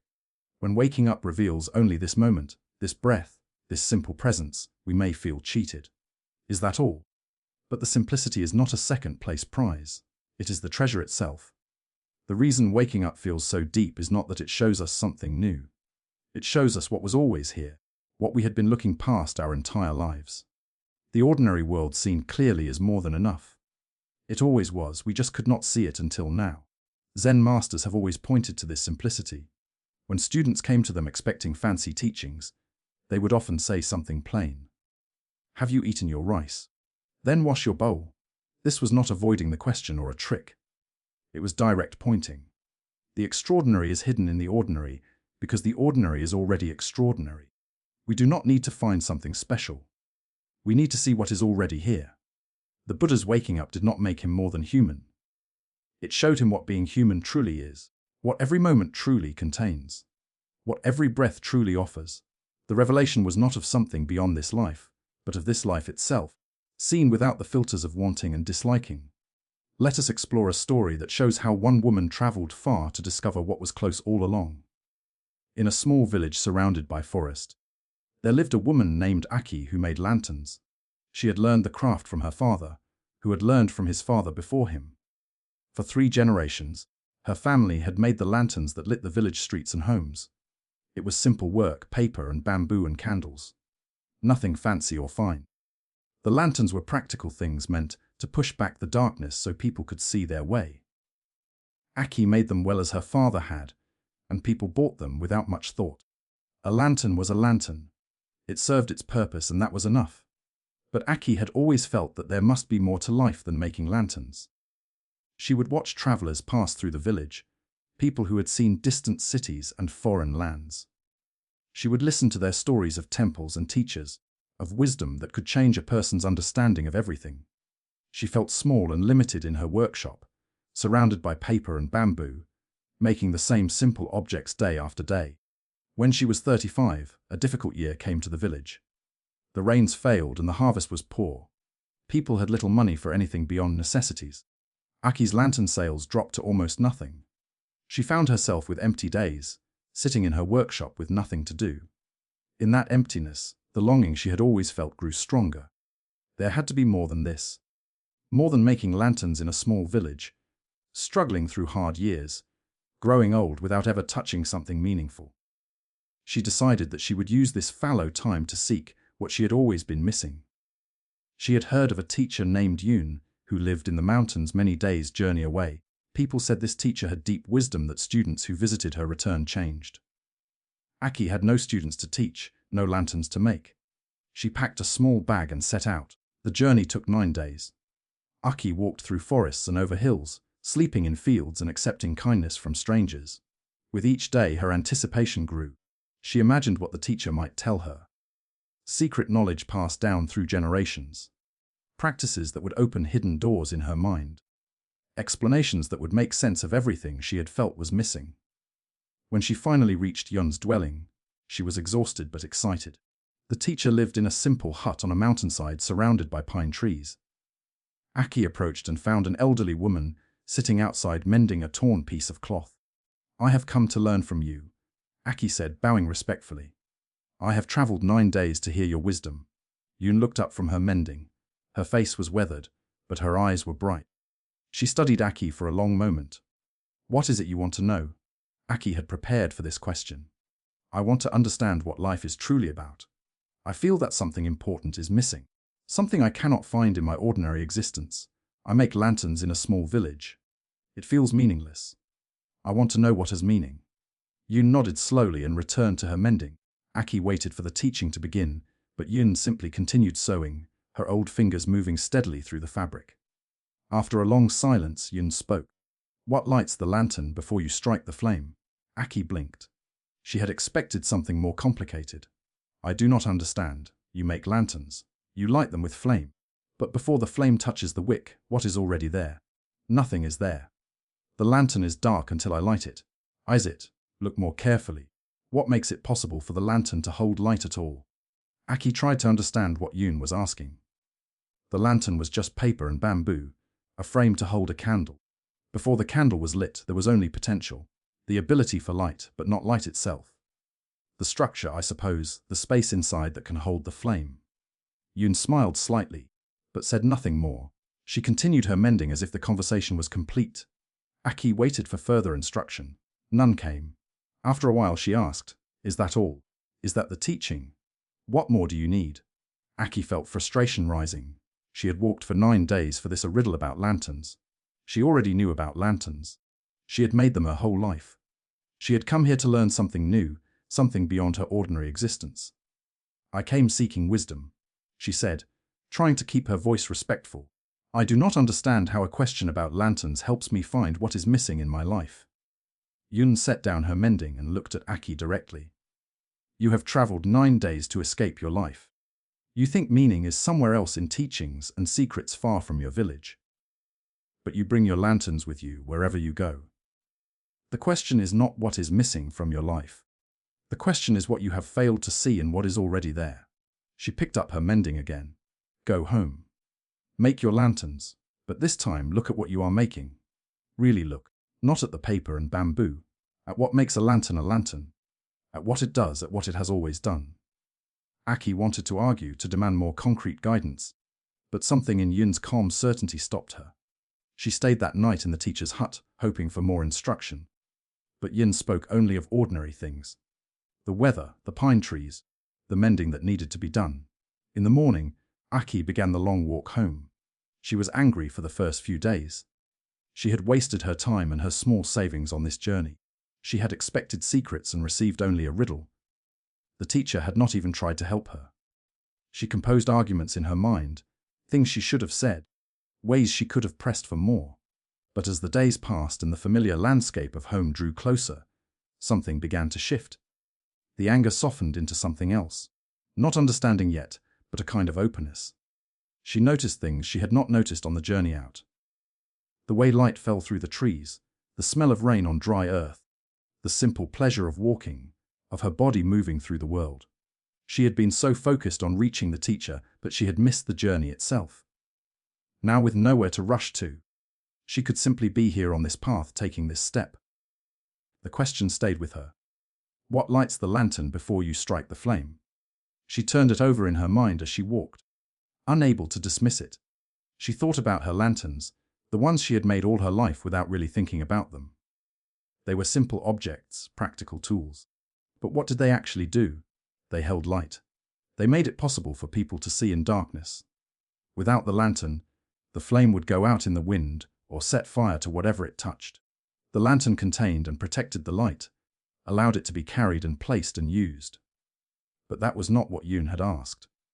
She had asked what was there before the flame, the ability to hold light, the space inside that made lighting up possible. Aki arrived home and returned to her workshop. She picked up a lantern she had made before leaving, one that had not yet been sold. She looked at it as if she had never seen a lantern before. Paper and bamboo, a simple frame, and inside a space, a darkness waiting to become light. She struck a match and lit the candle inside. The lantern glowed, pushing back the shadows of the workshop. And suddenly Aki saw something she had never noticed in all her years of lantern making. The light was not something the lantern created. The light came from the flame. The lantern's job was not to make light, but to receive it, to hold it, to let it shine through. And in that moment, she understood what Yoon had been pointing toward. She had been looking for meaning, for wisdom, for something to fill what felt empty in her life. She had imagined it was somewhere else in distant teachings, in special knowledge. But she was like a lantern looking for light, not realizing that her purpose was not to create light, but to receive it. What lights the lantern before you strike the flame? The answer was the ability to receive light, the openness, the space inside that could hold what was offered. Aki had been so focused on what she lacked, on what was missing, that she had never noticed what she already was. She was not meant to create meaning from nothing. She was meant to receive what was already there, to let it shine through her work, through her ordinary life. She looked around her workshop. The paper, the bamboo, the simple tools of her trade. She had thought these things were obstacles to meaning, traps that kept her small. But they were not obstacles. They were her material. They were how she could let light into the world. In the weeks that followed, Aki returned to making lanterns. But something was different now. She no longer felt that her work was meaningless. She understood that meaning was not something she had to find elsewhere and bring back. It was something that was already here, already available, waiting to be received. Her lanterns did not change in any obvious way. They were still paper and bamboo and candles. But people who bought them sometimes remarked that there was something different about them. Now, a quality they could not name. Aki did not try to explain. She just made her lanterns and let them do what lanterns do: hold the light, let it shine. When people asked her about her journey to the mountain teacher, she would tell them about Yoon's question. Most did not understand, just as Aki had not understood at first, but some did. Some heard the question and felt something open in them. What lights the lantern before you strike the flame? It was not a riddle with a clever answer. It was a door to a different way of seeing. I traveled 9 days to learn something I could have learned in my own workshop, she would say. But I had to go that far before I could see what was close. Sometimes we have to use up our seeking before we can receive what was always being offered. This story shows us how waking up often reveals something surprisingly simple. Aki expected fancy teachings and received only a question. She expected to find meaning somewhere far away and discovered it had been present in her workshop all along. Zen teaches that what we seek is not hidden from us. It is hidden by us by our assumptions about what wisdom should look like, by our belief that the answer must be somewhere other than here. When these assumptions fall away, we find that the ordinary world is more than enough. The simple act of making lanterns or cooking rice or walking down a road contains everything we were looking for. The Buddha spoke of waking up as seeing things as they truly are. This sounds simple, and it is. But the simplicity is not emptiness, it is fullness. When we see a flower as it truly is without our layers of ideas and judgments, it is not less than what we thought, it is infinitely more. The whole universe is present in a single flower. This is what Aki discovered. Her lanterns had always been doing something deep. They were holding light, letting it shine, pushing back darkness. But she had been so busy looking for meaning elsewhere that she had never noticed the meaning right in front of her. Let us explore another story that reveals more of this teaching. In a town known for its beautiful fabrics, there lived a dyer named Min who worked with colors every day. Her workshop was full of bright colors. Reds like sunset, blues like deep water, yellows like autumn leaves. People brought her plain cloth, and she changed it into something vivid and alive. Min was good at her work, but she was never satisfied. Each color she produced seemed to fall short of what she could see in her mind. The red was not quite the red of the flower she remembered from childhood. The blue was not quite the blue of the sky on the clearest day. There was always a gap between her vision and what her hands could create. This gap troubled her deeply. She would finish a piece of work and feel a brief satisfaction. But then the comparing would begin. Not quite right. Not quite what she had imagined. The pleasure would drain away, replaced by frustration and the determination to try again. Her family and customers thought her work was beautiful. They did not see the mistakes she saw, but their praise did not comfort her. They did not understand what she was reaching for, the perfect color that existed in her mind and refused to appear in her dyes. She felt that if she could only close this gap, if she could only make the colors match what she saw inside, she would finally be at peace. She experimented endlessly with different materials and methods. She traveled to buy rare colors. She studied with other dyers, but the gap remained. One day, a traveling monk arrived in the town. His name was Wen, and there was something unusual about him. He was blind. His eyes were clouded, and he walked with a stick, feeling his way through the unfamiliar streets. Someone directed him to Min's workshop, telling him it was a good place to rest. Min welcomed him and offered him tea. She watched him settle into a chair. His blind eyes turned toward the light from the window as if he could feel it on his face. "They tell me you work with colors," Wen said. "Yes, I am a wonderful. Colors are mysterious things." Min was surprised. "You speak as if you know them, but forgive me, I thought that I cannot see." Wen smiled. "I have not always been blind. I remember colors from when I was young. And even now I experience them in different ways. The warmth of red, the coolness of blue. Colors are not only what the eyes see." Min was curious. She had never thought about colors except as things to see. "What do you mean?" "I mean that seeing is not the only way of knowing. Your eyes show you colors." "Yes, but do they show you all of what color is or only one way of experiencing it?" Min considered this. She had always trusted her eyes completely. They were her tools, her guides to the colors she worked with.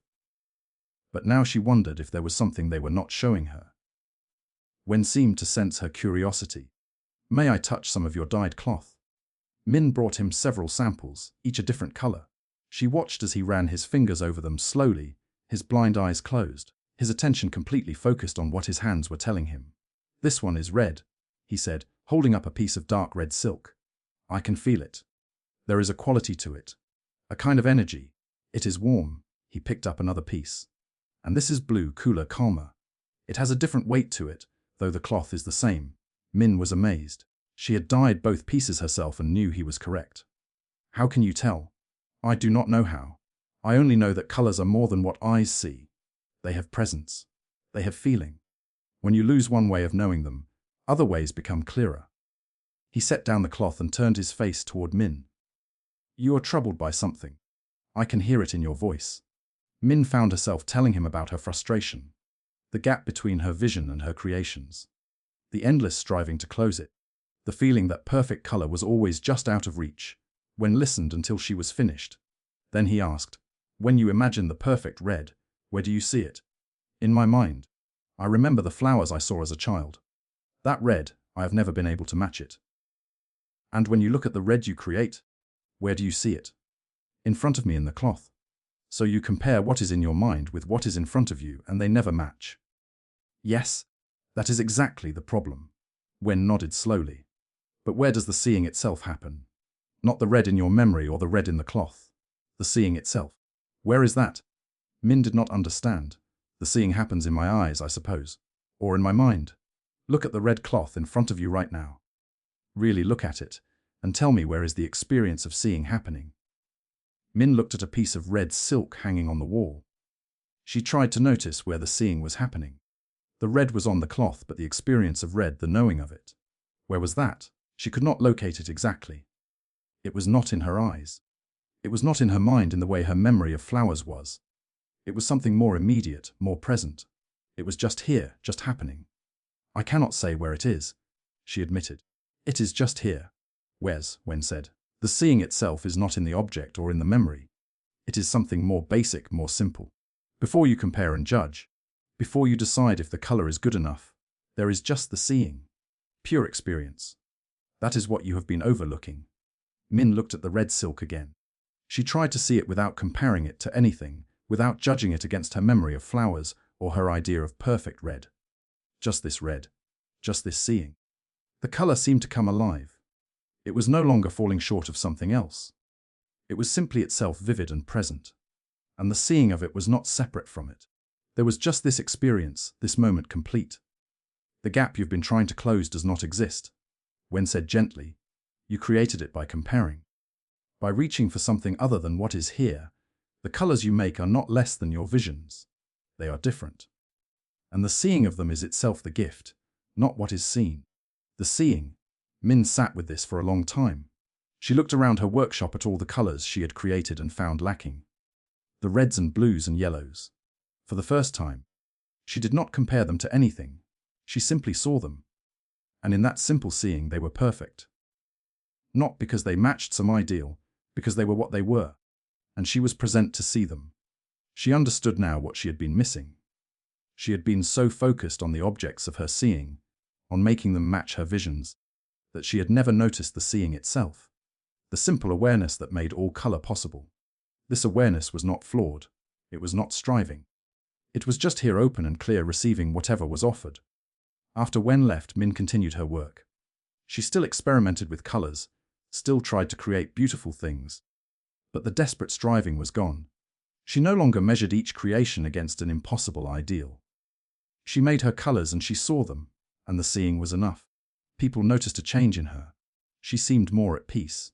Her workshop, once a place of frustration, became calmer, and strangely her colors seemed more alive now, though she was not trying as hard.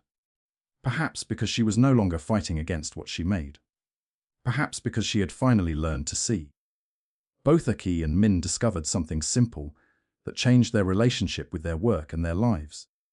Aki discovered that her purpose was not to create meaning, but to receive it like a lantern receiving light. Min discovered that the gap she had been trying to close existed only in her comparisons, and that simple seeing was itself complete. Zen teaches that waking up does not add anything to us. It subtracts. It removes the layer of ideas and comparisons that prevent us from seeing what is already here.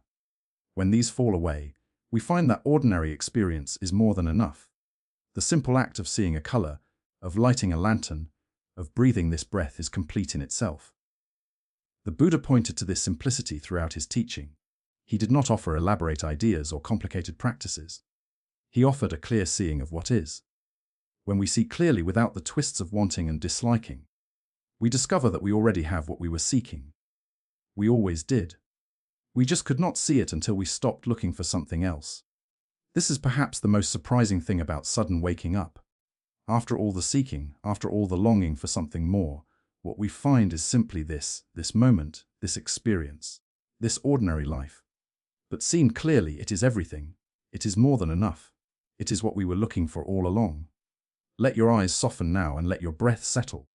The simplicity is here. It does not need to be found. It only needs to be noticed. Rest in that noticing and let it hold you. Zen Buddhism tells us something important about sudden waking up. It does not take us out of our lives. We do not float away to some higher place where ordinary concerns no longer touch us. We return to the same world we left with the same body, the same responsibilities, the same people around us. We still need to eat and sleep and work. We still have to deal with difficulties and disappointments. And yet something is different. Not the circumstances, but how we meet them. The wood is the same wood. The water is the same water, but we are not the same person carrying them. Something has shifted in us. And that shift changes everything without changing anything. This can be confusing for those who expect waking up to solve all their problems. They imagine that once they see clearly, struggle will end. Life will become easy, difficulties will melt away. But this is not what the masters describe. They describe a different relationship with difficulty, not an escape from it. The Buddha did not stop having a body that aged and got sick. He did not stop meeting people who misunderstood him or opposed him. He walked the same dusty roads and ate the same simple food as everyone else. But he walked and ate differently. He met each moment with a presence and clarity that turned the ordinary into something shining. This is what returning to the world looks like after waking up. We do not become special beings free from the human condition. We become more fully human. We enter our lives more completely than before. We bring what we have seen back to the chopping and the carrying and we discover that these simple acts contain everything we were seeking. Let us explore a story that shows how one man brought his waking up back to his work. In a region of deep valleys and rushing rivers, there lived a man named Rio who built bridges. It was dangerous work. The valleys were wide and the drops were long. Every bridge required men to work hanging over emptiness, trusting their ropes and their skills to keep them alive. Rio had been building bridges for 20 years. He was good at it. He understood how wood and stone and rope worked together, how to read the wind and the weather, how to keep his crew safe while still getting the work done. Dozens of bridges stood because of him, connecting villages that had once been separated by impossible ground. But the work had taken something from him over the years. He had seen men fall. He had made decisions that cost lives when things went wrong. He remembered each of them. Their faces would come to him at night when he could not sleep. The choices he had replayed 1,000 times, wondering if he could have done something different, wondering if a better man would have seen the danger sooner. The responsibility weighed on him constantly. Every bridge he built carried the memory of what could happen, what had happened. He did his work well, but he did it with a kind of sad toughness. There was no joy in it anymore, only the determination to get through each project without losing anyone else. His wife noticed the change in him. When they had married, he had been full of energy and purpose. Now he came home exhausted and distant. He slept poorly. He rarely laughed.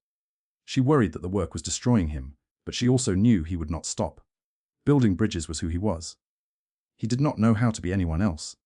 One autumn, Rio was leading a crew on a particularly difficult crossing. The valley was wider than most, the river below fast and cold. They had been working for months, slowly extending the bridge from both sides, waiting for the moment when they could connect the two halves and complete the span. Rio was out on the unfinished edge, checking the placement of a critical beam. Below him, nothing but air and the distant sound of water. He had been in this position hundreds of times. His body knew the work, knew how to move, knew how to stay safe. But something was different this day. Perhaps it was the angle of the light. Perhaps it was the particular quality of the silence. Perhaps it was simply that he was ready. He paused in his work and looked around. The mountains rose on either side. The sky stretched blue and endless above. The beam he was holding was solid and real in his hands. And for a moment everything shifted. He could not have described it afterward. It was as if the line between himself and everything else had grown thin and then dissolved. There was no Rio separate from the bridge, no bridge separate from the valley, no valley separate from the mountains and sky. There was just this moment, this presence, complete and whole and needing nothing. The feeling passed. He was just a man on a bridge again with work to do and a crew waiting for him. But something had changed. The grim weight he had been carrying felt lighter. Not gone, but different. The fear was still there, but it was no longer the center of everything. It was just one part of a much larger whole. He finished his work and climbed back to solid ground. That evening, he sat by the fire with his crew, but he was quiet, turning over what had happened. He did not try to explain it to anyone. He was not sure there were words for it. Over the following days, he noticed changes in how he worked. The fear of what could go wrong was still present, but it no longer controlled him. He could acknowledge it and then set it aside, giving his full attention to what was in front of him. This beam, this rope, this moment of work. Not the memories of past failures, not the thought of future disasters, just this. His crew noticed something different about him. He was calmer, more present. When problems arose, he dealt with them without the tight anxiety that had been part of him for years. He made the same careful decisions, took the same precautions, but there was a steadiness in him that had not been there before. When the bridge was finally completed, Rio stood in the middle of the span and looked out at the view, mountains and sky and the river far below. It was beautiful, and he let himself feel the beauty without the usual layer of worry. His foreman, a man named Tao, who had worked with him for 15 years, came to stand beside him. "Something happened to you," Tao said. "On the bridge a few weeks ago. I saw it in your face when you came down." Rio considered how to respond. Tao was a practical man, not given to deep discussions. But he was also a friend who had watched Rio struggle for years. "I saw something," Rio said finally. "Or maybe I stopped seeing something. I am not sure how to explain it. You seem lighter, less afraid." "I am still afraid. Building bridges is dangerous work. But the fear is not everything anymore. It is just part of what is here. Before it was like a wall around everything. Now it is more like weather. It comes and goes. Tayo nodded slowly. So what do you do differently now? Rio thought about it. Nothing really. The work is the same. The dangers are the same. I still make careful decisions. I still take precautions, but I am more here for it. Less in my head worrying about what might happen, more present with what is actually happening. And that helps. It helps me. I do not know if it makes the bridges any safer, but it makes the building more bearable, more than bearable. Sometimes it is even. He paused, searching for the word. Good.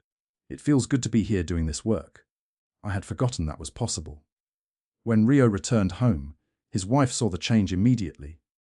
The weight he had been carrying was still there, but it was not crushing him anymore. He slept better. He laughed sometimes at dinner, the way he used to. He was present with her in a way he had not been for years. What happened? She asked one evening. Rio told her about the moment on the bridge, about the way everything had shifted and then shifted back, about how the work felt different now, even though nothing had actually changed. I used to feel like I was fighting against the work, he said. Fighting against the fear, against the responsibility, against everything that could go wrong. It was exhausting. Every day felt like a battle, and now it is not a battle. The same things are there. The fear, the danger, the weight of responsibility. But I am not fighting against them. They are just part of what is here. Like the wind or the cold, you do not fight the weather. You work with it. His wife was quiet for a moment. I do not understand it, she admitted. I cannot explain why a moment of seeing something should change how I feel about my whole life, but it did. The bridges are the same. The dangers are the same. I am the same man mostly, but something is different in how I carry it all. His wife took his hand. You carry it more lightly. Yes, that is exactly it. I carry it more lightly. Not because it is less heavy, but because I am not fighting against it anymore. It is just what is here. The work, the fear, the responsibility. I can hold it all without being crushed by it. Rio built bridges for another 12 years after that day on the valley. He lost men again because bridge building is dangerous, and sometimes things go wrong despite every precaution. Those losses hurt him as they had always hurt him. He did not become immune to pain or grief, but he did not let the grief become a wall around his life. He felt it, honored it, and continued. He brought his presence to each new project, each new crew, each new moment of work. The bridges he built were not better than before, not in any measurable way, but the building of them was different. It was bearable now. Sometimes it was even beautiful. When young builders asked him for advice, he would tell them the practical things, how to read weather, how to choose materials, how to keep crews safe.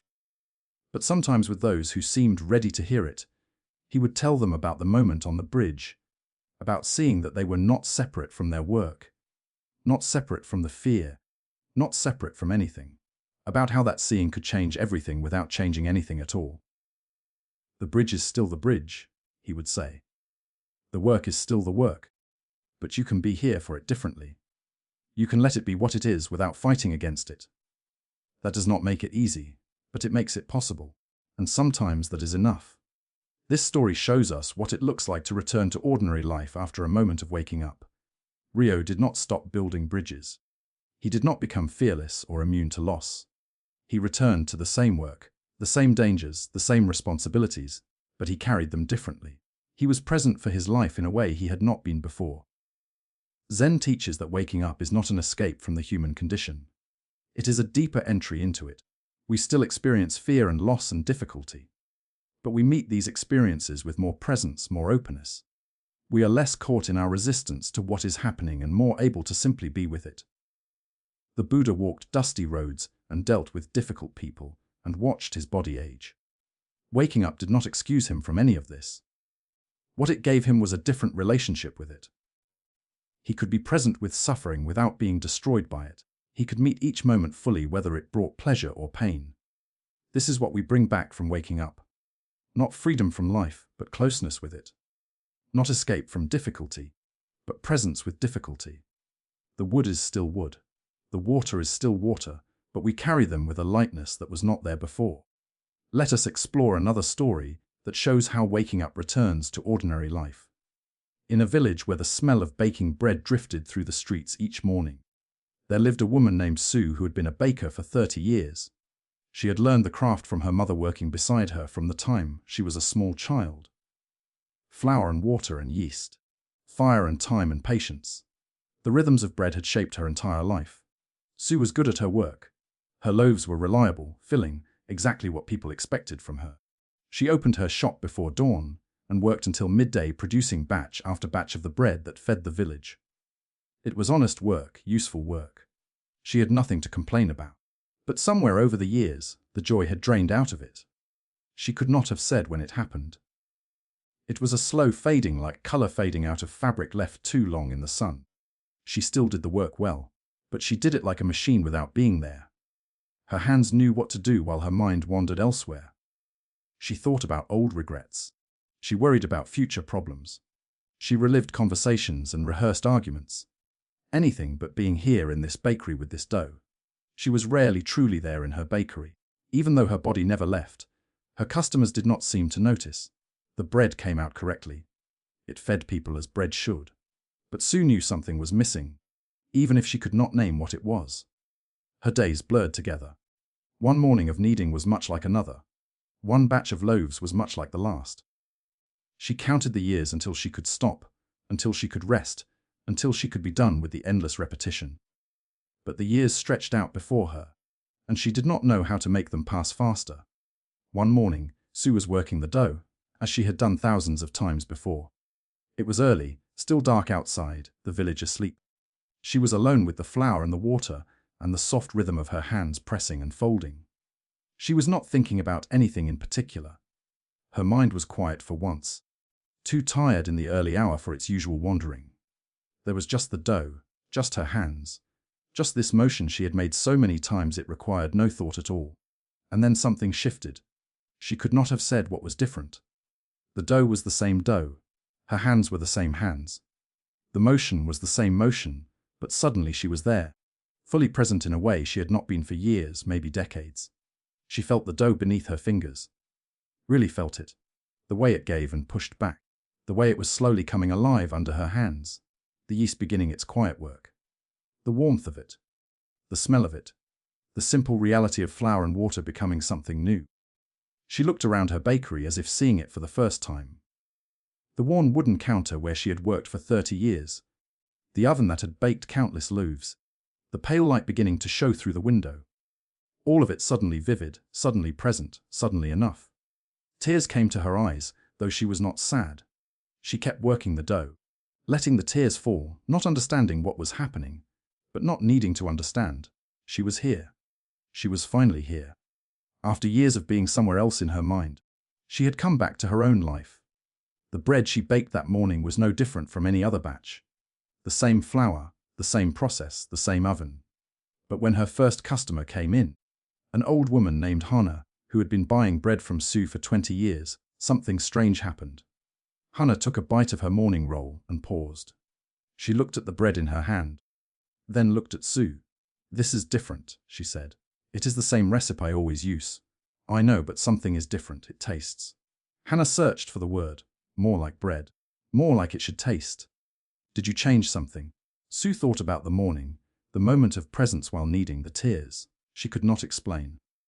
"I do not know. Maybe I paid more attention." Other customers noticed it too over the following days. Something had changed in Sue's bread. Not the ingredients or the technique. Something else. A quality that was hard to name. People said the bread tasted more real, more alive, as if it had been made by someone who was actually there while making it. Sue did not tell anyone about her experience. She did not fully understand it herself, but she tried to stay present now as she worked. Not every moment. Her mind still wandered sometimes, still got lost in thoughts about the past or future. But more often than before, she was here with the dough, with the flour, with the fire and the bread and the morning light.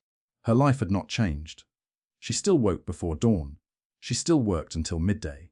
She still made the same bread she had always made, but she was present for it now. And that presence made the difference between a life she was enduring and a life she was actually living. One day her niece came to learn the craft. She was young and eager, wanting to know all the secrets of good bread. Sue taught her the practical things, the amounts, the timing, the way to know when the dough was ready. But she also tried to teach her something else. The bread knows if you are here or not, she told her niece. I do not know how, but it knows. If your mind is somewhere else while your hands are working, the bread will be ordinary, correct but not alive. But if you are truly present, if you are really here with the flour and the water, something else happens. The bread becomes more than the sum of its ingredients. Her niece looked doubtful. How can bread know anything? It is just flour and water. I do not know how. I only know that it is true. I spent years making bread while my mind was elsewhere. The bread was fine. People ate it, but it was not alive. Now I try to be here, really here, and the bread is different. People can taste the difference even if they cannot explain it. How do you stay present? My mind wanders all the time. Sue smiled. Mine does too. You cannot force presence. You can only notice when you have left and come back again and again. Notice and return. It is not about being present all the time. It is about coming back when you realize you have gone. The returning is the practice. She showed her niece how to knead, guiding her hands through the motion. Feel the dough, she said. Not with your thoughts about dough. With your actual fingers, feel how it pushes back. Feel when it becomes smooth and alive. Let your hands tell you what is happening, not your ideas about what should be happening. Her niece worked the dough, trying to feel what Sue described. It was harder than it sounded. Her mind kept jumping ahead to the next step or back to something that had happened yesterday. I keep losing it, she said. Of course you do. Everyone does. The mind is like a puppy that wants to run everywhere. You do not punish it for running. You just gently bring it back again and again. That is all. That is the whole practice. The years that followed were not easier than the years before. Sue still grew tired. Her body still ached from the early mornings and the long hours. She still had days when she wanted to be done with all of it. But something had changed. She was living her life now, not just passing through it. The same flour, the same water, the same fire, but she was there for it. And being there made all the difference. When people asked her what had changed, she found it hard to explain. I woke up, she would say sometimes. I had been asleep for years, even though my eyes were open and my hands were working. Then one morning, I woke up and I have been trying to stay awake ever since. It was not a perfect answer. It did not capture what had happened or how, but it was as close as she could come. She had woken up. She had come back to her life. And the bread knew, even if no one else could understand. Both Rio and Sue returned to their ordinary lives after their moments of waking up. They did not become teachers or monks. They did not withdraw from the world. They went back to building bridges and baking bread. The same work they had been doing all along, but they did the work differently. They were present for it in a way they had not been before. And that presence changed everything without changing anything. The bridges were still bridges. The bread was still bread, but there was a quality now, a life in the work that had been missing. Zen teaches that waking up is not separate from ordinary life. It does not happen somewhere else and then need to be brought back. It happens here in the middle of our daily activities, in the chopping of wood and carrying of water. And it continues to unfold here, in every moment that we meet with presence. The Buddha did not stop walking when he awakened. He walked for the rest of his life, teaching and helping and meeting each day as it came. But his walking was different. He was there for it. He was present with each step, each breath, each encounter. This is what we are invited to discover. Not a special state that takes us out of our lives, but a presence that transforms our lives from within. The same circumstances met differently. The same work done with awareness. The same world seen with open eyes. As you rest here tonight, consider your own ordinary life. The work you do, the routines you follow, the simple acts that make up your days. Each of these is an opportunity for presence. Each is a place where waking up can continue to unfold. You do not need to find something special. You only need to be here fully for what is already given. Let your body settle now into rest. Tomorrow you will return to your life, to your work, to the ordinary things that fill your days. But you can return with presence. You can be there for it. Let that possibility rest in you as you drift towards sleep. We often think of waking up as an arrival, a destination we have been traveling toward, a finish line we finally cross after years of seeking. We imagine that once we get there, the journey will be complete. We will have found what we were looking for, and we can finally rest. But Zen teaches something different. Waking up is not an ending. It is a beginning. The moment of seeing is like a door opening, not a door closing. What matters is not just that we saw, but how we live from what we have seen, and the seeing itself must be renewed again and again in each fresh moment. This can feel disappointing at first. We want our waking up to be permanent, a change that lasts forever without further effort. We want to achieve enlightenment and then be done with the whole business. But reality does not work this way. The door that opened can close again. The clarity that came can cloud over. The presence we discovered can slip away as old habits return. This is not failure. It is simply how waking up works in human beings. We are not meant to have one experience and coast on it for the rest of our lives. We are meant to wake up again and again in each new moment. Each morning is an opportunity. Each breath is an invitation. The waking up that happened yesterday must happen again today, and tomorrow and the day after.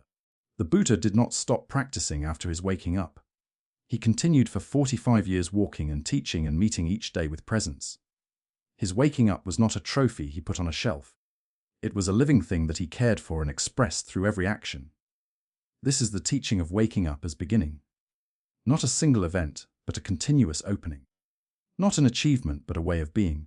Not something we have, but something we do moment by moment for as long as we live.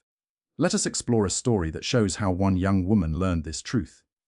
In a town known for its beautiful rooftops, there lived a young woman named Pim who made tiles.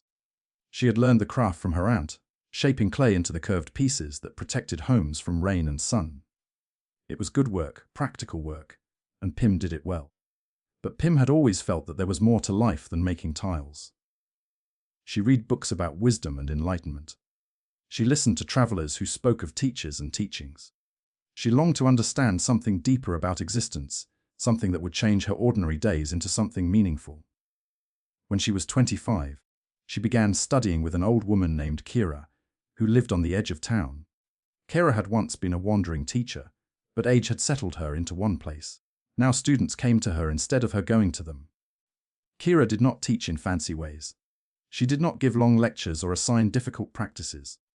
She simply lived her life and let Pim be part of it. They would sit together in the morning watching the light change. They would work in the garden pulling weeds and caring for vegetables. They would share simple meals, eating in silence or talking about ordinary things. Sometimes Kira would say something that Pim would turn over in her mind for days. A question with no obvious answer. An observation that seemed simple but opened into something vast. Mostly though, they were just present together doing ordinary things. Pim was often frustrated by this approach. She wanted teaching, not gardening. She wanted wisdom, not weeding. She had read about masters who gave powerful messages, who opened students' minds with a single word. This slow daily life seemed like a waste of time. She kept waiting for the real instruction to begin. The secret knowledge that would change everything.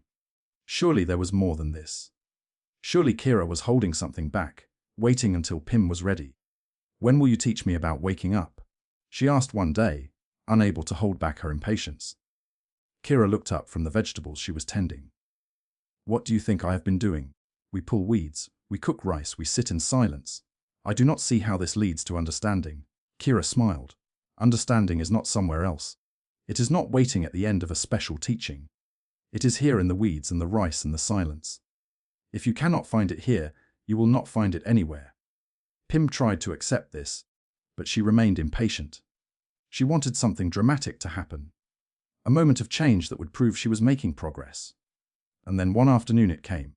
Pim was working alone in her tile workshop. She had been with Kira for 3 years by then, and something had been building in her. Though she could not have said what. She was shaping a tile, her hands moving through the familiar motions, when suddenly everything shifted. She could not describe it afterward. It was as if a veil had been lifted. A film she had not known was there suddenly cleared away. She saw the clay in her hands. Really saw it. She felt her own presence, her own awareness as something vast and clear. The line between herself and the world felt thin, almost see-through. Everything was vivid, alive, complete. The feeling lasted perhaps a minute. Then it faded, and she was just Pim in her workshop again, holding a half-formed tile. But she knew something had happened, something important. She rushed to Kira's house, her heart pounding with excitement. She tried to explain what she had experienced, stumbling over words that seemed not enough. Kira listened carefully. When Pim finished, The old woman nodded. She said, "Now what?" Pim was confused. She had expected more than this. Praise perhaps, confirmation that she had achieved something significant. Acknowledgement that her years of patient waiting had finally paid off. "What do you mean?" "Now what? I had an awakening. I saw something I have never seen before." "Yes, you did. And now what will you do with it?" "I do not understand. Is that not enough? Have I not arrived somewhere?" Kira gestured for Pim to sit down. They were in the garden surrounded by the vegetables they had tended together for 3 years. "Let me tell you something about waking up," Kira said. "It is real. What you experienced was real. I am not dismissing it, but it is not what you think it is." She picked up a handful of soil and let it fall through her fingers. "You think waking up is like climbing a mountain. You struggle and strive and finally you reach the top and then you are done. You have arrived. You can plant your flag and rest. Is it not like that? No. Waking up is more like learning to walk. The first step is wonderful, miraculous even. But it is not the end. It is the beginning. Now you must take another step and another and another. For the rest of your life you will be taking steps." Pim felt disappointed. She had thought she was done with seeking, done with striving. She had thought she could finally rest. "So the experience I had means nothing. It means everything, but not in the way you hoped. It showed you what is possible. It gave you a taste of clarity. But now you must learn to live from that clarity day by day, moment by moment. The experience will fade. The brightness will dim. Old habits will return. You will forget what you saw. And then you must remember again. And then you will forget again. And then you must remember again. This is the path. Not a single arrival, but countless returns." Pim sat with this for a long time. It was not the answer she wanted, but something in her knew it was true. "How do I return when I have forgotten?" "The same way you arrived in the first place. By being present. By paying attention. By letting go of your ideas about how things should be and seeing how they actually are. You did it once in your workshop. You can do it again. Not the same experience perhaps, but the same seeing, the same presence. Will it get easier?" Kira smiled. "In some ways, yes. You will learn the land. You will recognize when you have drifted away and find your way back more quickly. But in other ways, no. There will always be forgetting. There will always be the need to return. Even after 50 years, I still forget. I still have to come back. You still forget after all this time. Of course, I am human. My mind wanders. My habits pull me away. But I have learned not to judge the forgetting. It is not failure. It is just what minds do. The practice is not to never forget. The practice is to always return." Pim went back to her workshop and her tiles. The vivid clarity of her experience did fade as Kira had said it would. Days came when she felt no different from before, when the whole thing seemed like a dream she had imagined. But she remembered Kira's words. She did not judge herself for forgetting. She simply tried to return to be present with the clay, to feel her hands shaping each tile, to let go of her thoughts about past and future and simply be here now with what was in front of her. Sometimes the presence came easily. Sometimes it did not come at all. But she kept practicing, kept returning, kept beginning again. Years passed. Pim became skilled not just at making tiles, but at the practice of return. She learned to notice when she had drifted away and to come back without self-criticism. She learned that waking up was not something she had achieved once, but something she participated in again and again.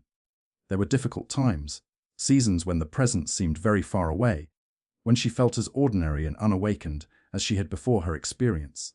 She would doubt whether it had been real at all. But she remembered Kira's words and did not judge herself. She simply returned as best she could to whatever was in front of her. And there were other times, unexpected moments when the vividness returned. Not always in dramatic ways. Sometimes just a sudden clarity while shaping a tile or a moment of deep peace while drinking tea. These moments could not be forced or predicted. They came when they came. Her job was simply to stay available. When young people came to her asking about enlightenment, she would tell them about her experience in the workshop. But she would also tell them what Kira had told her. Waking up is real. It will change you. But it is not an ending. It is the beginning of a different kind of life. A life of paying attention. A life of returning. You will forget what you have seen. That is certain. But you can always come back. That is certain too. Some of them were disappointed as she had been disappointed. They wanted a finish line, an achievement, a permanent change. But some of them understood. They saw that a life of returning was not a burden but a gift. Each return was fresh. Each moment of presence was complete in itself. There was no need to hold on to past wakings when new ones were always available. Every morning is a new beginning. Pim would tell them. Every breath is a chance to return.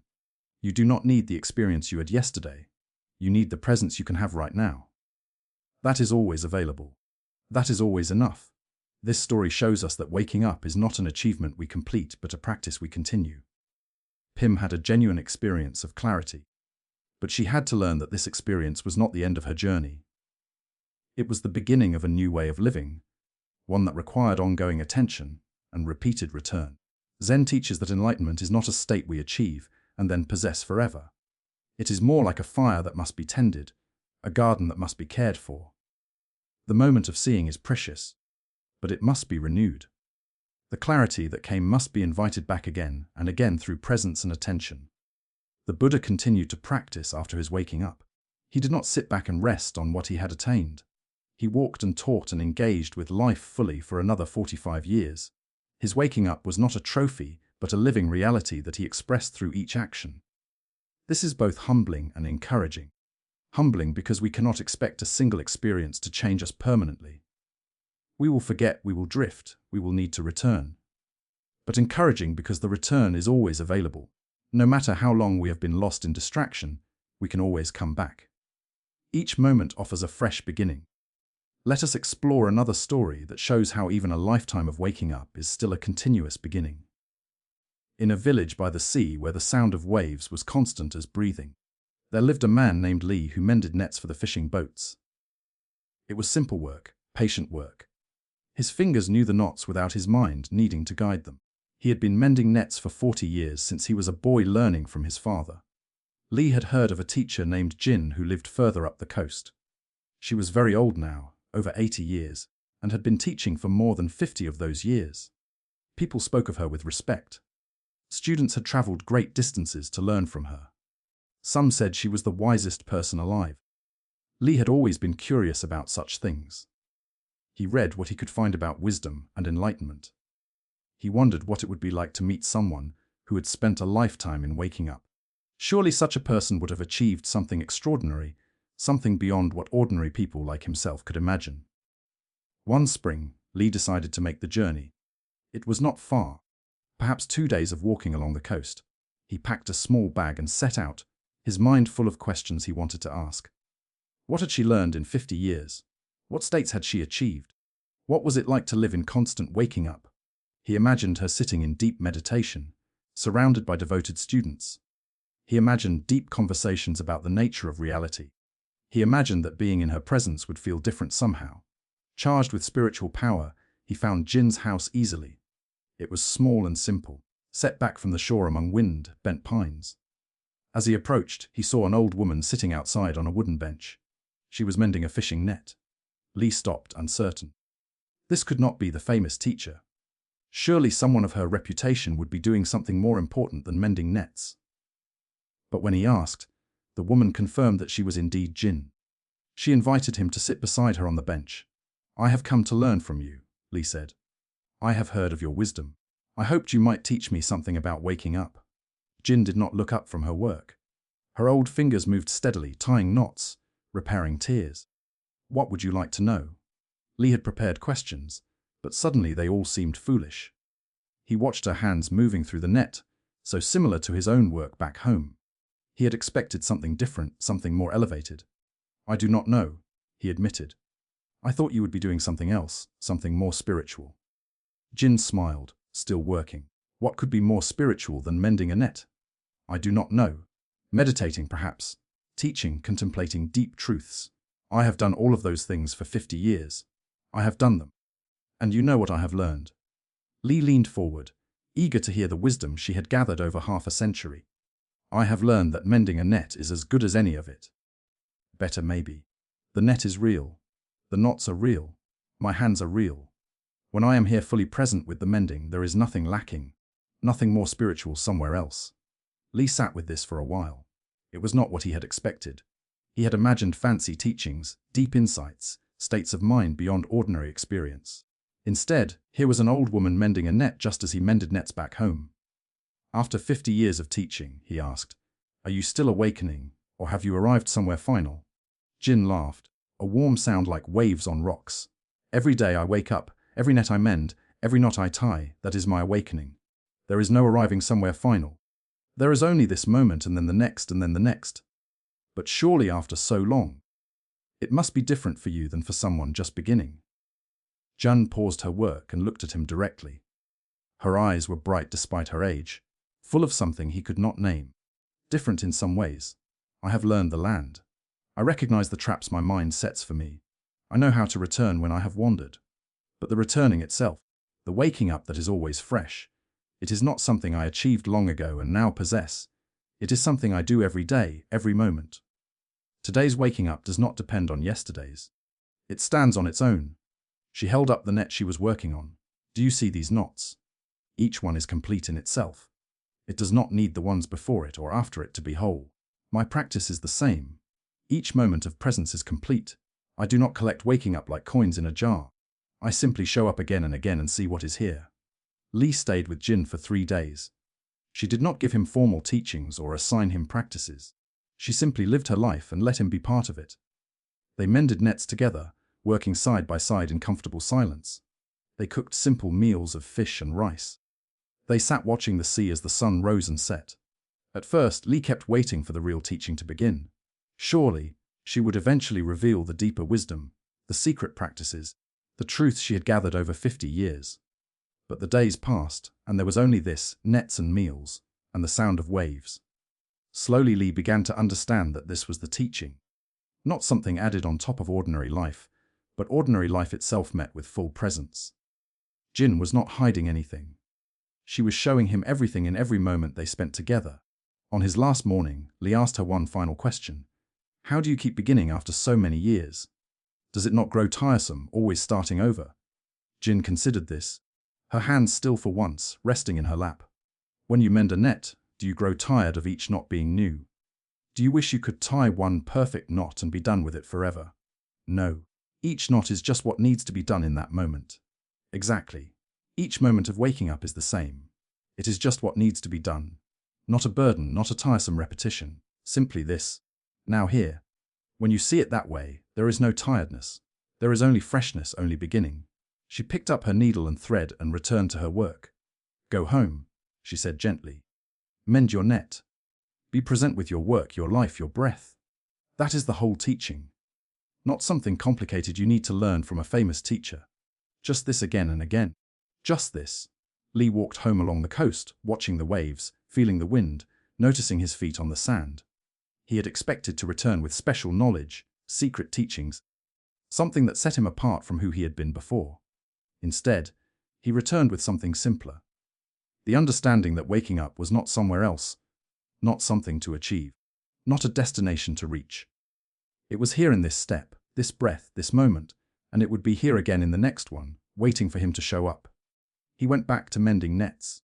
The work was the same as before, but he was present for it now in a new way. Not because he had learned something special, but because he had learned that nothing special was needed. Just presence, just attention, just beginning again as many times as it took. For as long as he lived, both Pim and Li discovered that waking up is not a destination, but a continuous beginning. Pim had to learn that her moment of clarity was not an ending, but a starting point for a life of return. Li discovered that even after 50 years, Jin was still beginning fresh each day, still showing up, still mending nets with full presence. Zen teaches that there is no final arrival.